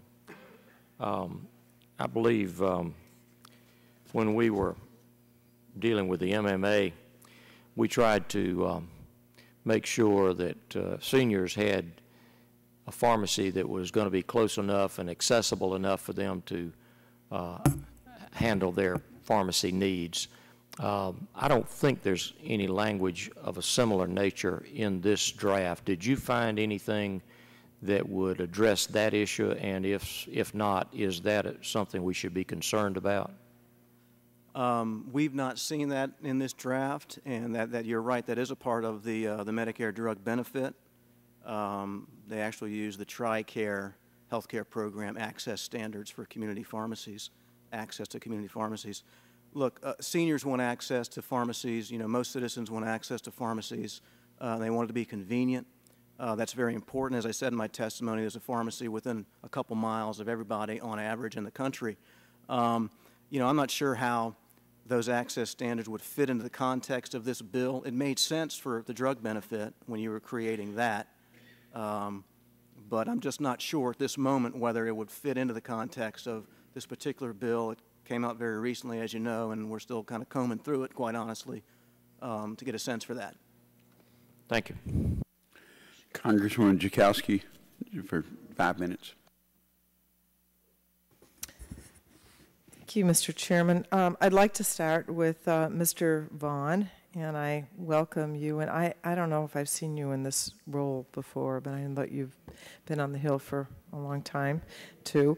In your written testimony, you identified as a cost-saver legislation that I introduced with Representative Berry, H.R. 684, the Medicare Prescription Drug Savings and Choice Act, which allows Medicare to negotiate for lower drug prices. I'm wondering if you could talk a little bit about how that would reduce costs. Yes, and thank you for that co-sponsorship. And it would probably be, you know, we got good competition in generics and stuff. This would be a place where in a biologic that came in at one of those very, very, very high prices, if the Secretary could work with it a little bit, bring the price down, and I know it works. I happened to work for chairman of the Ways and Means Health Subcommittee in 1989 when the first big blockbuster biologic came in, EPO for folks on kidney disease. And as I recall, the company wanted a launch price, and the chairman was saying, whoa, you know, we're the monopoly buyer. Everybody in the kidney program is in Medicare, and you've got a monopoly company. Let's negotiate. The then Secretary didn't particularly want to do that, and it took a lot of press releases and screaming and hollering and threats of hearings and stuff. But I do really believe that that jawboning by just one, not just, by a subcommittee chairman on the Hill pushed the Secretary enough that we got that price down $3, $4 a unit. We should have gotten it down 8 or 9, you know, if the Secretary had been a little more gung-ho on it. But that company recovered its entire investment in that drug in 9 months and is making over $1 billion a year in profit from Medicare from that drug now. And we didn't do a very good job negotiating, but we saved billions. So we don't have to imagine it. Yes, Ms. Buda. It can work. Bill, I have to kind of disagree with your memory on this. I was at HICFA at the time. I actually did negotiate that price, and it was done way before the chairman got involved because the company came to us saying, this is an ESRD drug. ESRD is a Medicare population. And I decided I couldn't do this alone. So I got the Inspector General's office and the Office of Management and Budget to sit down with us. And we went through SEC filings. This was a company with one drug and one drug in the pipeline. And we did the best we could around the table to do that. I think you all came along, and I think rightfully so, said, you know, can't we maybe take another $1 off? You did that legislatively. So you can fight that out later. But the point is, my point is that it worked. No, my point was this: in spite of the fact that it was one company with one drug, we had a very difficult time actually doing the negotiation. That was actually my point. It is difficult, but you did get some money out of it. And I stand correct. Congratulations for you for having started it all. It wasn't about money. Can I just make the point? It was about making sure that ESRD beneficiaries had it at the moment that FDA approved it. We wanted to make sure, because there was no other market, that there wasn't a huge delay before they could get access, and that was the reason we needed to set a rate. Because otherwise, Medicare waits for a year or so, and the rates are set in the marketplace, right? Yes. Well, it's about access. It's about access, but I think if we institutionalize this notion of Medicare being a negotiator with the huge network that it represents, that we can do better than we do right. You don't agree with that? I do agree. Well, don't insurance companies regularly negotiate for their subscribers? They do, and they set formularies. And my experience with Medicare is that it's been reluctant, shall we say, to set formulary restrictions on what Medicare will cover, because the notion is that, and we always had this underlying our coverage policy, is that the beneficiary population is very diverse and usually fairly chronically ill. And so to exclude certain things just to get price down. Well, in our bill, in the bill actually that we're talking about, we do set a formulary in the draft for the public option, right? Oh, in my bill, we actually talk about a formulary so that we can negotiate. I guess my time is up. Out of time, thank you. Congressman Pitts. Thank you, Mr. 5 Chairman. minutes. Thank you, panel, for your wonderful testimony. Mr. Miller, you said that a large part of imaging is done without any association to the financial self-interest of the ordering physician. You also said that the increases in use of imaging are perhaps too often attributed to a financial incentive in ordering the test. Do you believe that one possible reason for the rise in imaging could be the practice of defensive medicine? Do physicians order tests to protect themselves from potential medical liability? I can only speculate that that could be the case in some cases. I can also state that when we speak to our customers and ask them, because it's important when we design machines, we ask them, why do you order tests? What are you trying to look for? What are you trying to discover? The great majority of time, they're really telling us, we want to be able to see this disease process. We're having difficulty because we don't know if the patient has X versus Y. Now, in knowing if a patient has X versus Y before they treat, if that's defensive, then I can only agree with you. It's probably also good medicine. MedPAC has given us clear indication that it feels there's a tremendous overuse of medical imaging and that we should rein in the use and reimbursement of such use. Do you feel that there is overuse, and what do you feel is the appropriate way to get at that issue? I don't think that there is overuse by and large. Are there cases of overuse that might crop up in some place or another? Yeah, probably. However, as I stated in my testimony, what we really believe and support as an industry is appropriateness criteria. I do believe that we should have guidelines which are physician-created and physician-administered that guide people to say, for this type of symptoms, this test is appropriate. For patients with this background of illnesses, this test is appropriate. Doing so may have, however, two consequences.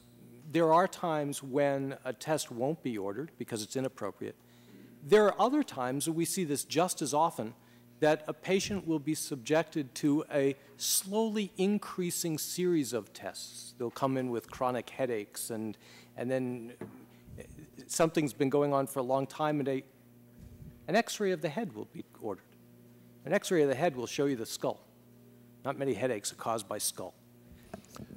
So sometimes it could lead to actually an increase in the type of imaging that's ordered, a temporary increase in costs. But our argument has been, and what I tried to put forward, is that knowing the patient's condition precisely, characterizing the disease in detail before you start to treat, is probably the best way to save cost in healthcare, because there's nothing more expensive, more wasteful, or more unethical than treating a patient with the wrong treatment for their disease, or even worse, starting a treatment for a disease they don't have. No, I have just a couple of questions on the DRA. You mentioned in your testimony the large reductions that the DRA imposed on medical imaging, and that during the first year of implementation, that growth in imaging was reduced to only 1.9%. What do you think the reasons were for growth in previous years, and do you feel that the DRA was the only factor in this slowing of the growth, and what was the impact of the DRA and the dissemination of new updated technologies to patients? What would be the impact on future cuts to advanced imaging technologies such as CT, MRI, PET, nuclear imaging? Do you think this would, what impact?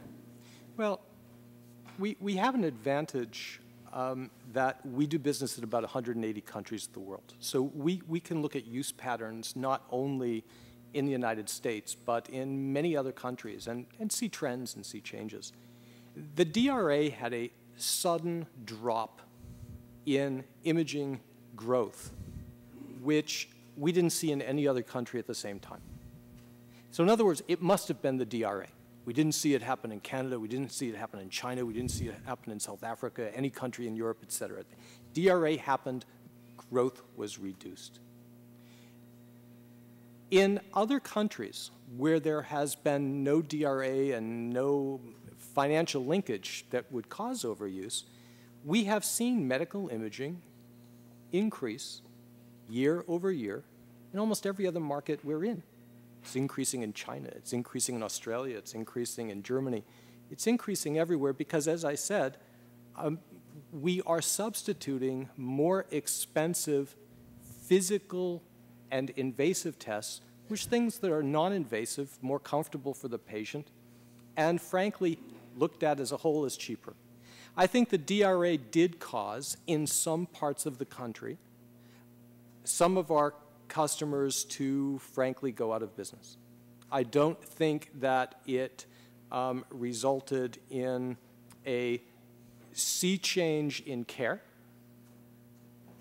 but we start to get at the limit.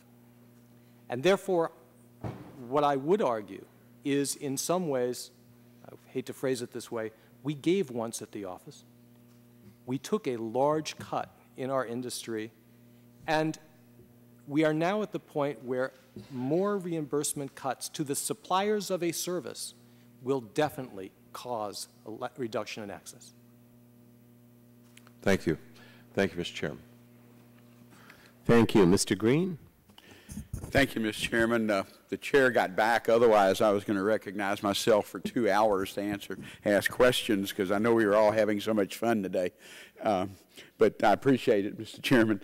Let me first ask Mr. Miller, you mentioned in your testimony a large reduction that Deficit Reduction Act imposed on medical imaging, and that during the first year of implementation, that growth in imaging was reduced by only 1.9%. What do you think the reasons were for the growth in previous years, and do you feel like that the DRA was the only factor in slowing that growth? The growth was starting to slow somewhat in previous years. There were years in which the growth was faster. It started to slow even before the DRA. But the DRA was a quantum step change in the growth of imaging. As I've stated before, I believe the growth in imaging has simply to do with its utility. There are, one of the best examples I can give is that we will probably see a growth in the use of computer tomography in the management of chest pain. That's going to grow. And it's going to grow, and frankly, if it were my family members or me, I'd want it to grow. Because right now, the standard of care in many places for chest pain is you either sit for a long time to get blood tests. The blood tests determine whether your myocardium is dying, or you get put in a cath lab for a very invasive exam. A CT scan for chest pain has an almost 100% negative predictive rate. In other words, if it doesn't show you have disease, you can go home. You are therefore avoiding two things. You're avoiding either sitting around the ED, or if it's late at night, getting checked into the hospital, or you're avoiding a $10,000 catheterization. Forget about the ethical issues. And I believe if people have informed me correctly, you have some experience with this. I do, and I have to admit, I joked a few years ago that I got belt and suspenders when I was diagnosed for having a heart problem, and it turned out I did the catheter, and then they said, well, why don't we see if we can do the scan? And I sat there and watched it, and I felt like I was getting lobbied with a hospital gown on, but and paying for it at the same time. But I appreciate that, because I know in this bill we're concerned about that. I just don't want, and I don't think members want to cut off some of the newer technologies we can get that are less invasive and that actually can be cheaper than, for example, a catheter. I think that the point I want to make, I can best make by one also very personal experience. My father, 18 months ago, my dad had a stroke. Amazingly, I was in the neighborhood when it happened. I showed up at the emergency room when he had it. The emergency room was outfitted with a state-of-the-art CT scanner from us. And they were able to rule out hemorrhage. He was a candidate for a clot-busting drug. When he came to the ED, he could barely speak. Part of his face was paralyzed. After the drug, some hours later, he now speaks perfectly with his grandchildren. Now, I would ask you, was that expensive? Yes. But what would be the cost of the rehabilitative care over the rest of his life had that not been available?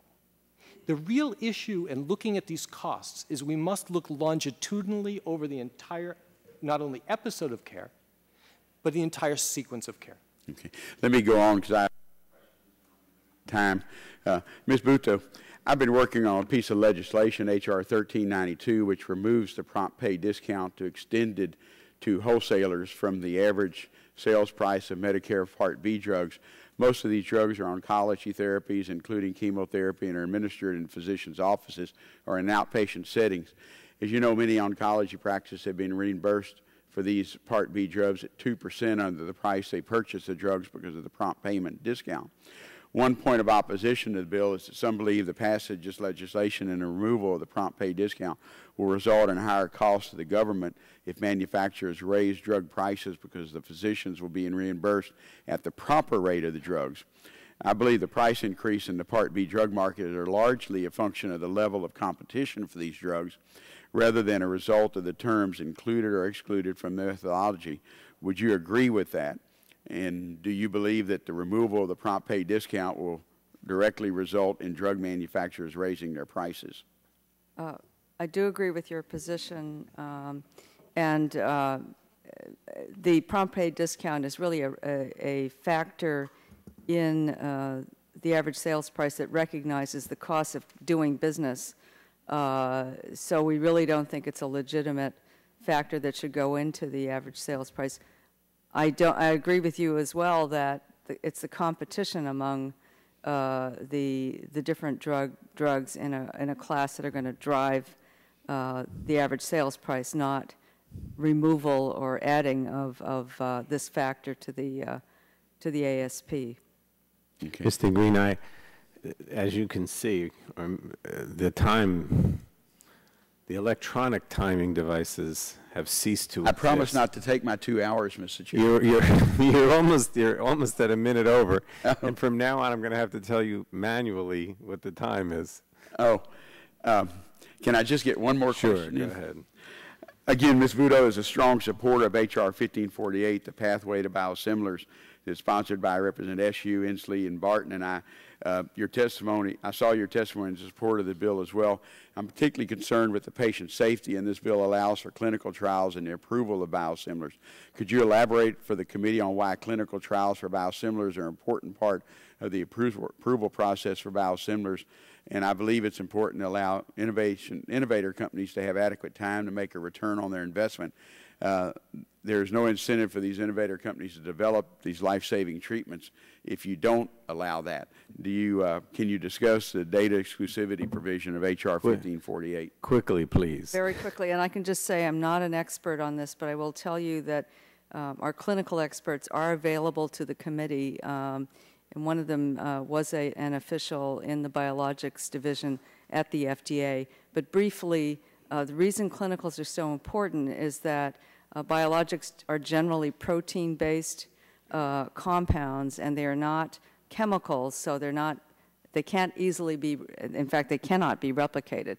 And that's why the clinical studies are so important. Our own experiences, even when we changed the bottle stopper on our biologic, it created a immunogenicity problem that created some real adverse effects. So you can make a small change. If you're not careful in doing the studies, you won't know between the innovator and the biosimilar. So it's important. Thank you. Now from now on, I'm going to have to, it's back up. All right, here we go. Great. All right, next is Mr. Shattuck. Thank you, Mr. Chairman, and I trust I'll get the same indulgence. Mr. Miller, I want to begin with you. I have my own experience. I had bypass surgery I think 7 years ago now, and I am a huge fan of the work that you and Ms. Butow do. I think it is vitally important that we fund that kind of research and that we fund both the development of drugs, cutting-edge drugs, and of cutting-edge biologics. I believe I heard you, Mr. Miller, say that you like a physician to manage your health care. Is that what you said? Yes, that is. And I take it you would agree with me that some of us who have concerns that physicians won't be able to manage health care if we have government-controlled, single-payer, whatever you want to call it, health care, at least if it put a bureaucrat between you and your physician, you'd be concerned about that, would you not? I would be more than concerned. Okay, great. I believe at one point you said that something would cause access to plummet, and especially in rural areas. I take it that is any limitation on technology or on the availability of analytic devices such as the type you are advocating, imaging? Here's the point I was trying to make. In many of rural areas, if the reimbursement rates were driven by a formula that insisted on a 95%, which is not in this draft, but a 95% utilization rate, there will be rural medical imaging centers that will just go out of business. I mean, we know this, we can calculate it, they'll go out of business. Now, you might say, well, that's okay, they can just drive a little further to a hospital, get imaged there. Hospitals these days have capital constraints.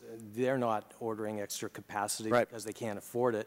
And even worse than that, I mean, populations are getting older. The imaging exams are being dominated not by the technology, but getting the person into the room, calm down, on the table, comfortable with the exam, and getting back off.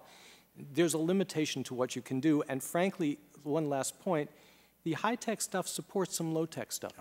I think your point... Mammography, for example, gets supported by some high-tech stuff. That will also go away. I think your point is exactly right on, that imaging has, in fact, in the long run, brought down the cost of health care, and I think restraints placed on imaging have been a mistake.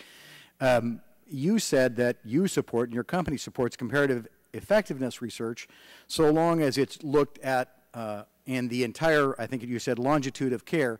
I would agree with that, but my concern is if that longitude of care is looked at by a government bureaucrat, only looking at dollars and cents, as opposed to a physician or a group of physicians looking at both cost and benefit, I'm deeply concerned that comparative effectiveness research could quite frankly put the government in the position of devastating both drug development or pharmaceutical development and device development.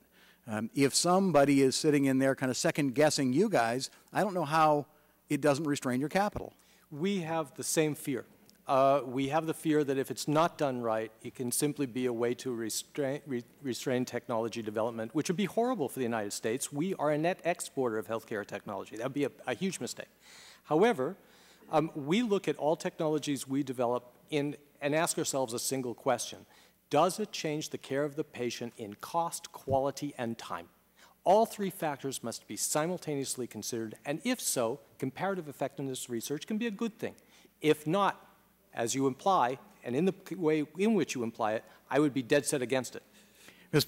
Butow, I believe you testified very similarly. I believe in very carefully selected language you said, in the hands of physicians, in the hands of people using it for valuable purposes, comparative effectiveness research can be very good, but that if it is in fact used to ration care, as it perhaps has been done in other countries, that would not be good. Am I correct?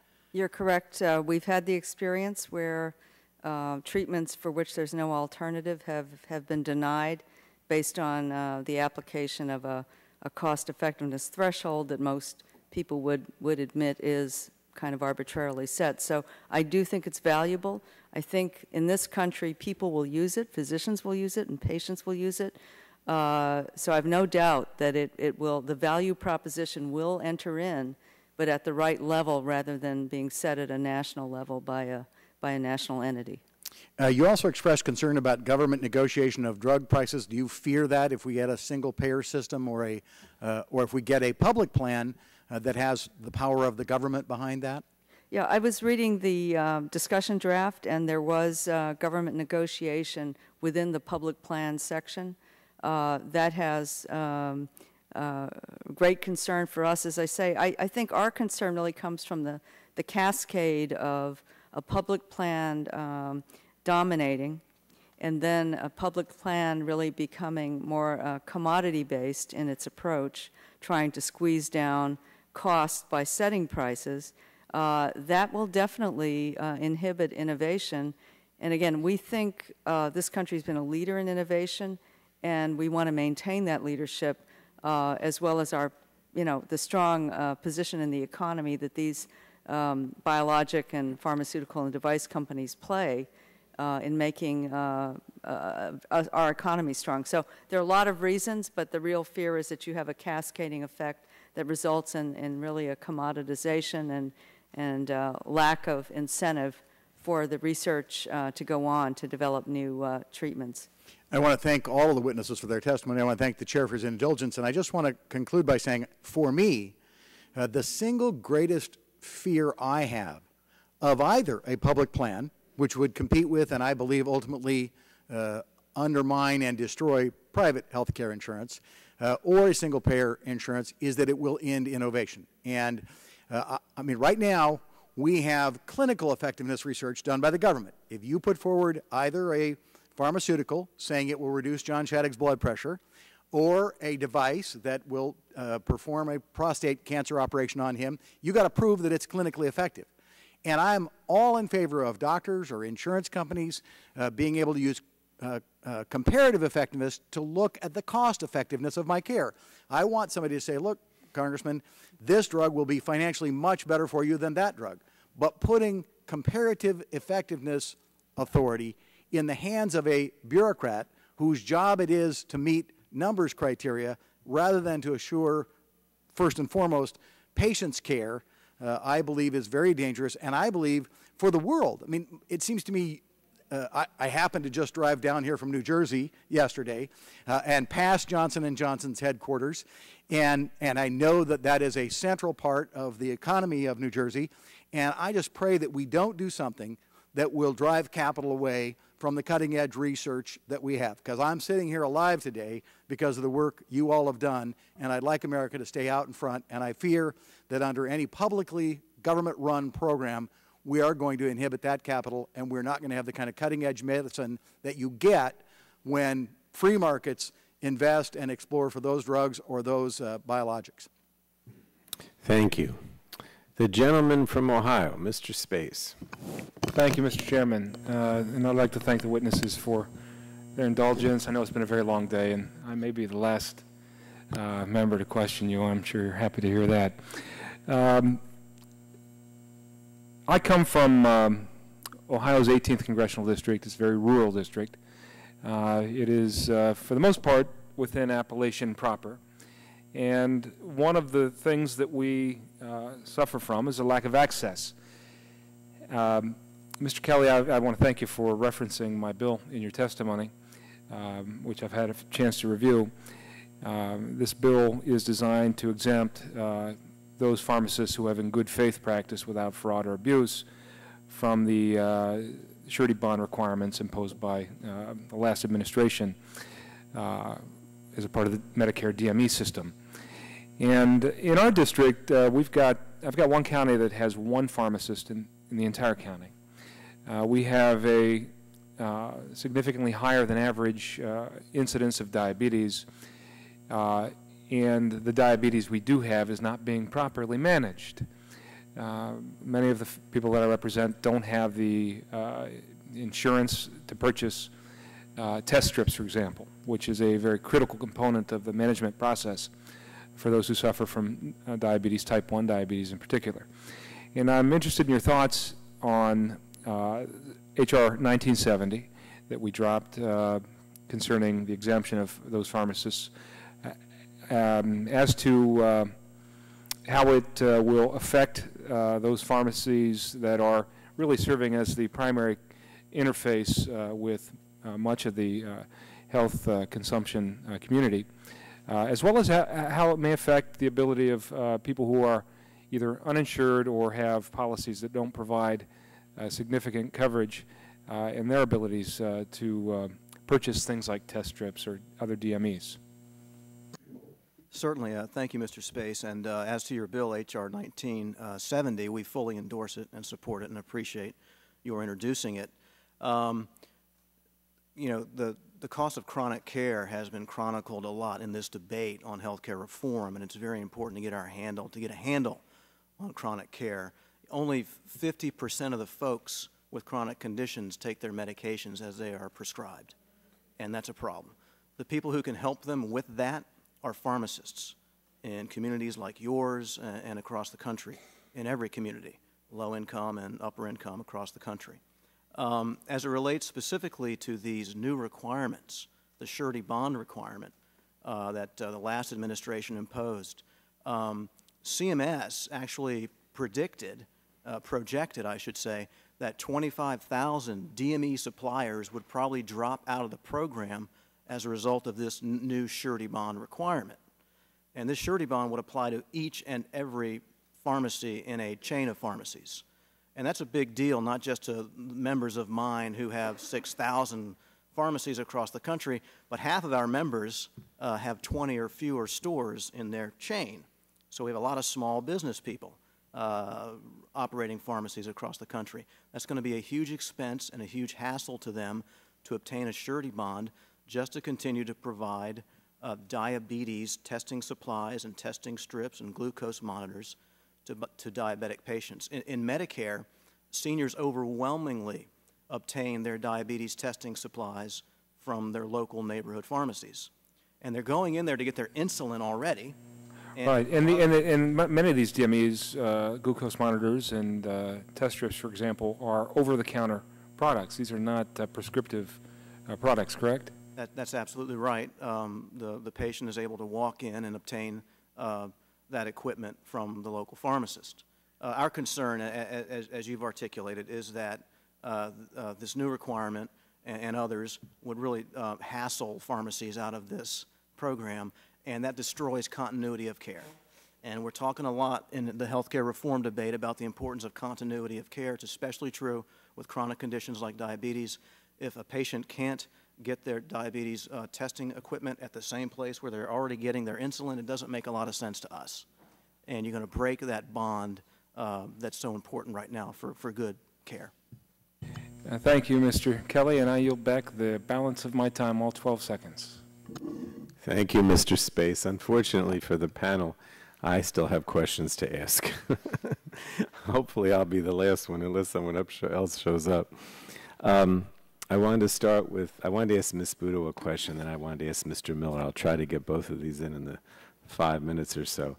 Ms. Butow, the President reported 2 days ago that the White House had reached a deal with pharmaceutical manufacturers to cut costs for seniors with incomes up to $85,000 in the donut hole by 50% for brand-name drugs. AARP CEO Barry Rand, along with Senators Baucus and Dodd and representatives of the pharmaceutical community, were involved in reaching the deal. We agree with the importance of rectifying this major flaw in the prescription drug bill that left seniors with no coverage between $2,700 and $4,350. And the discussion draft fills about $500 of this cost immediately and then phases out the donut hole for all Medicare beneficiaries over time. And the discussion draft reinstates the ability of the federal government to get the best price for prescription drugs for the most vulnerable low-income Medicare beneficiaries. Those savings are used to fill the donut hole for all Medicare beneficiaries.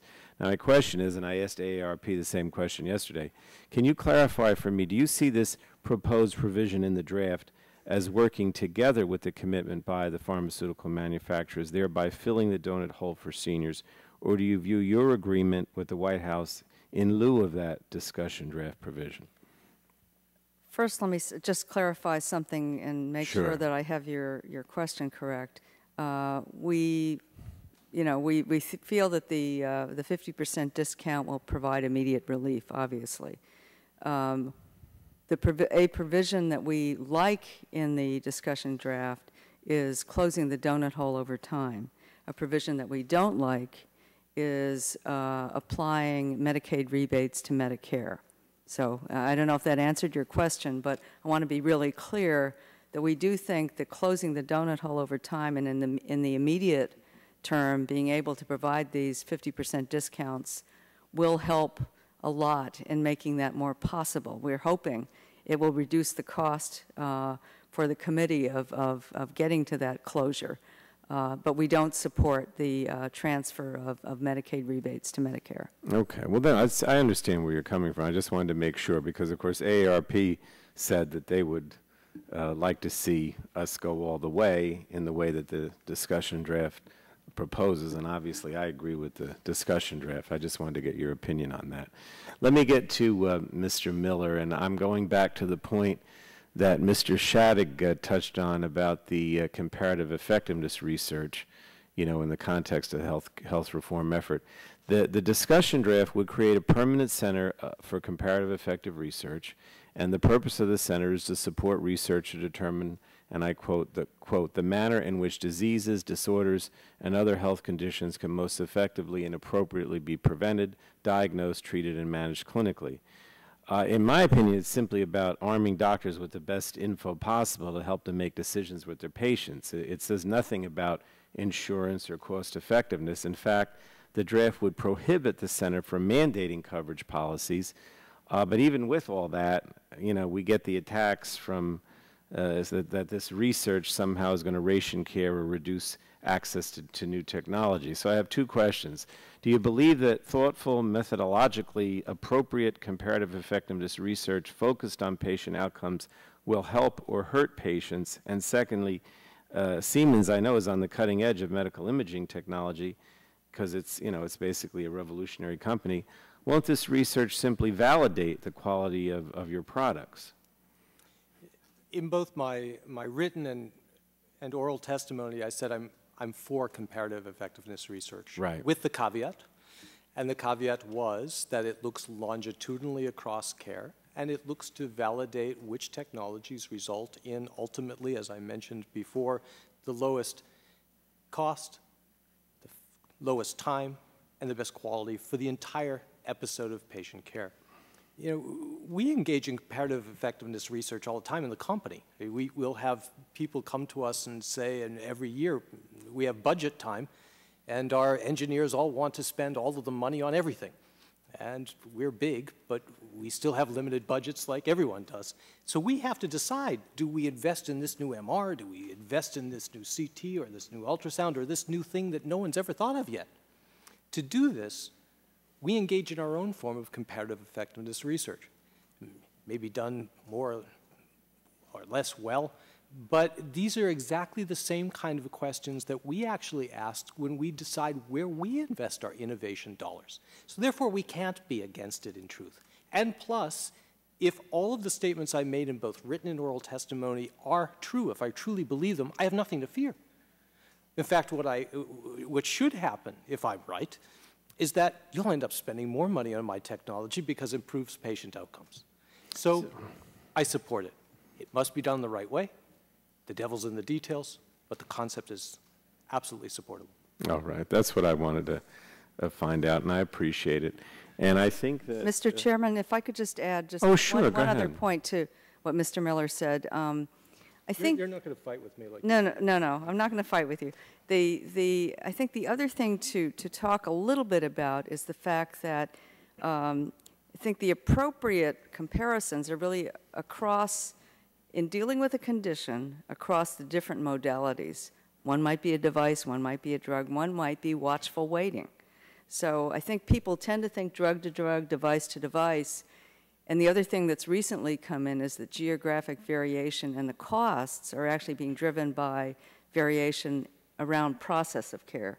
So more visits, more testing around a treatment can make a big difference. So I think, you know, as the committee considers this, just the complexity of the issues and going beyond just the notion of a drug to drug, device to device, to get that bigger picture of what comparisons we're really after. Yeah, I understand, and that certainly makes sense to me.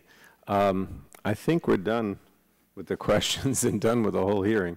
But really, thank you again, because I think, again, your panel as well as the others are very helpful in terms of what we're trying to achieve here with healthcare reform. So we certainly appreciate it. You may get written questions within the next 10 days. We'd ask you to respond to them and get back to us as quickly as possible.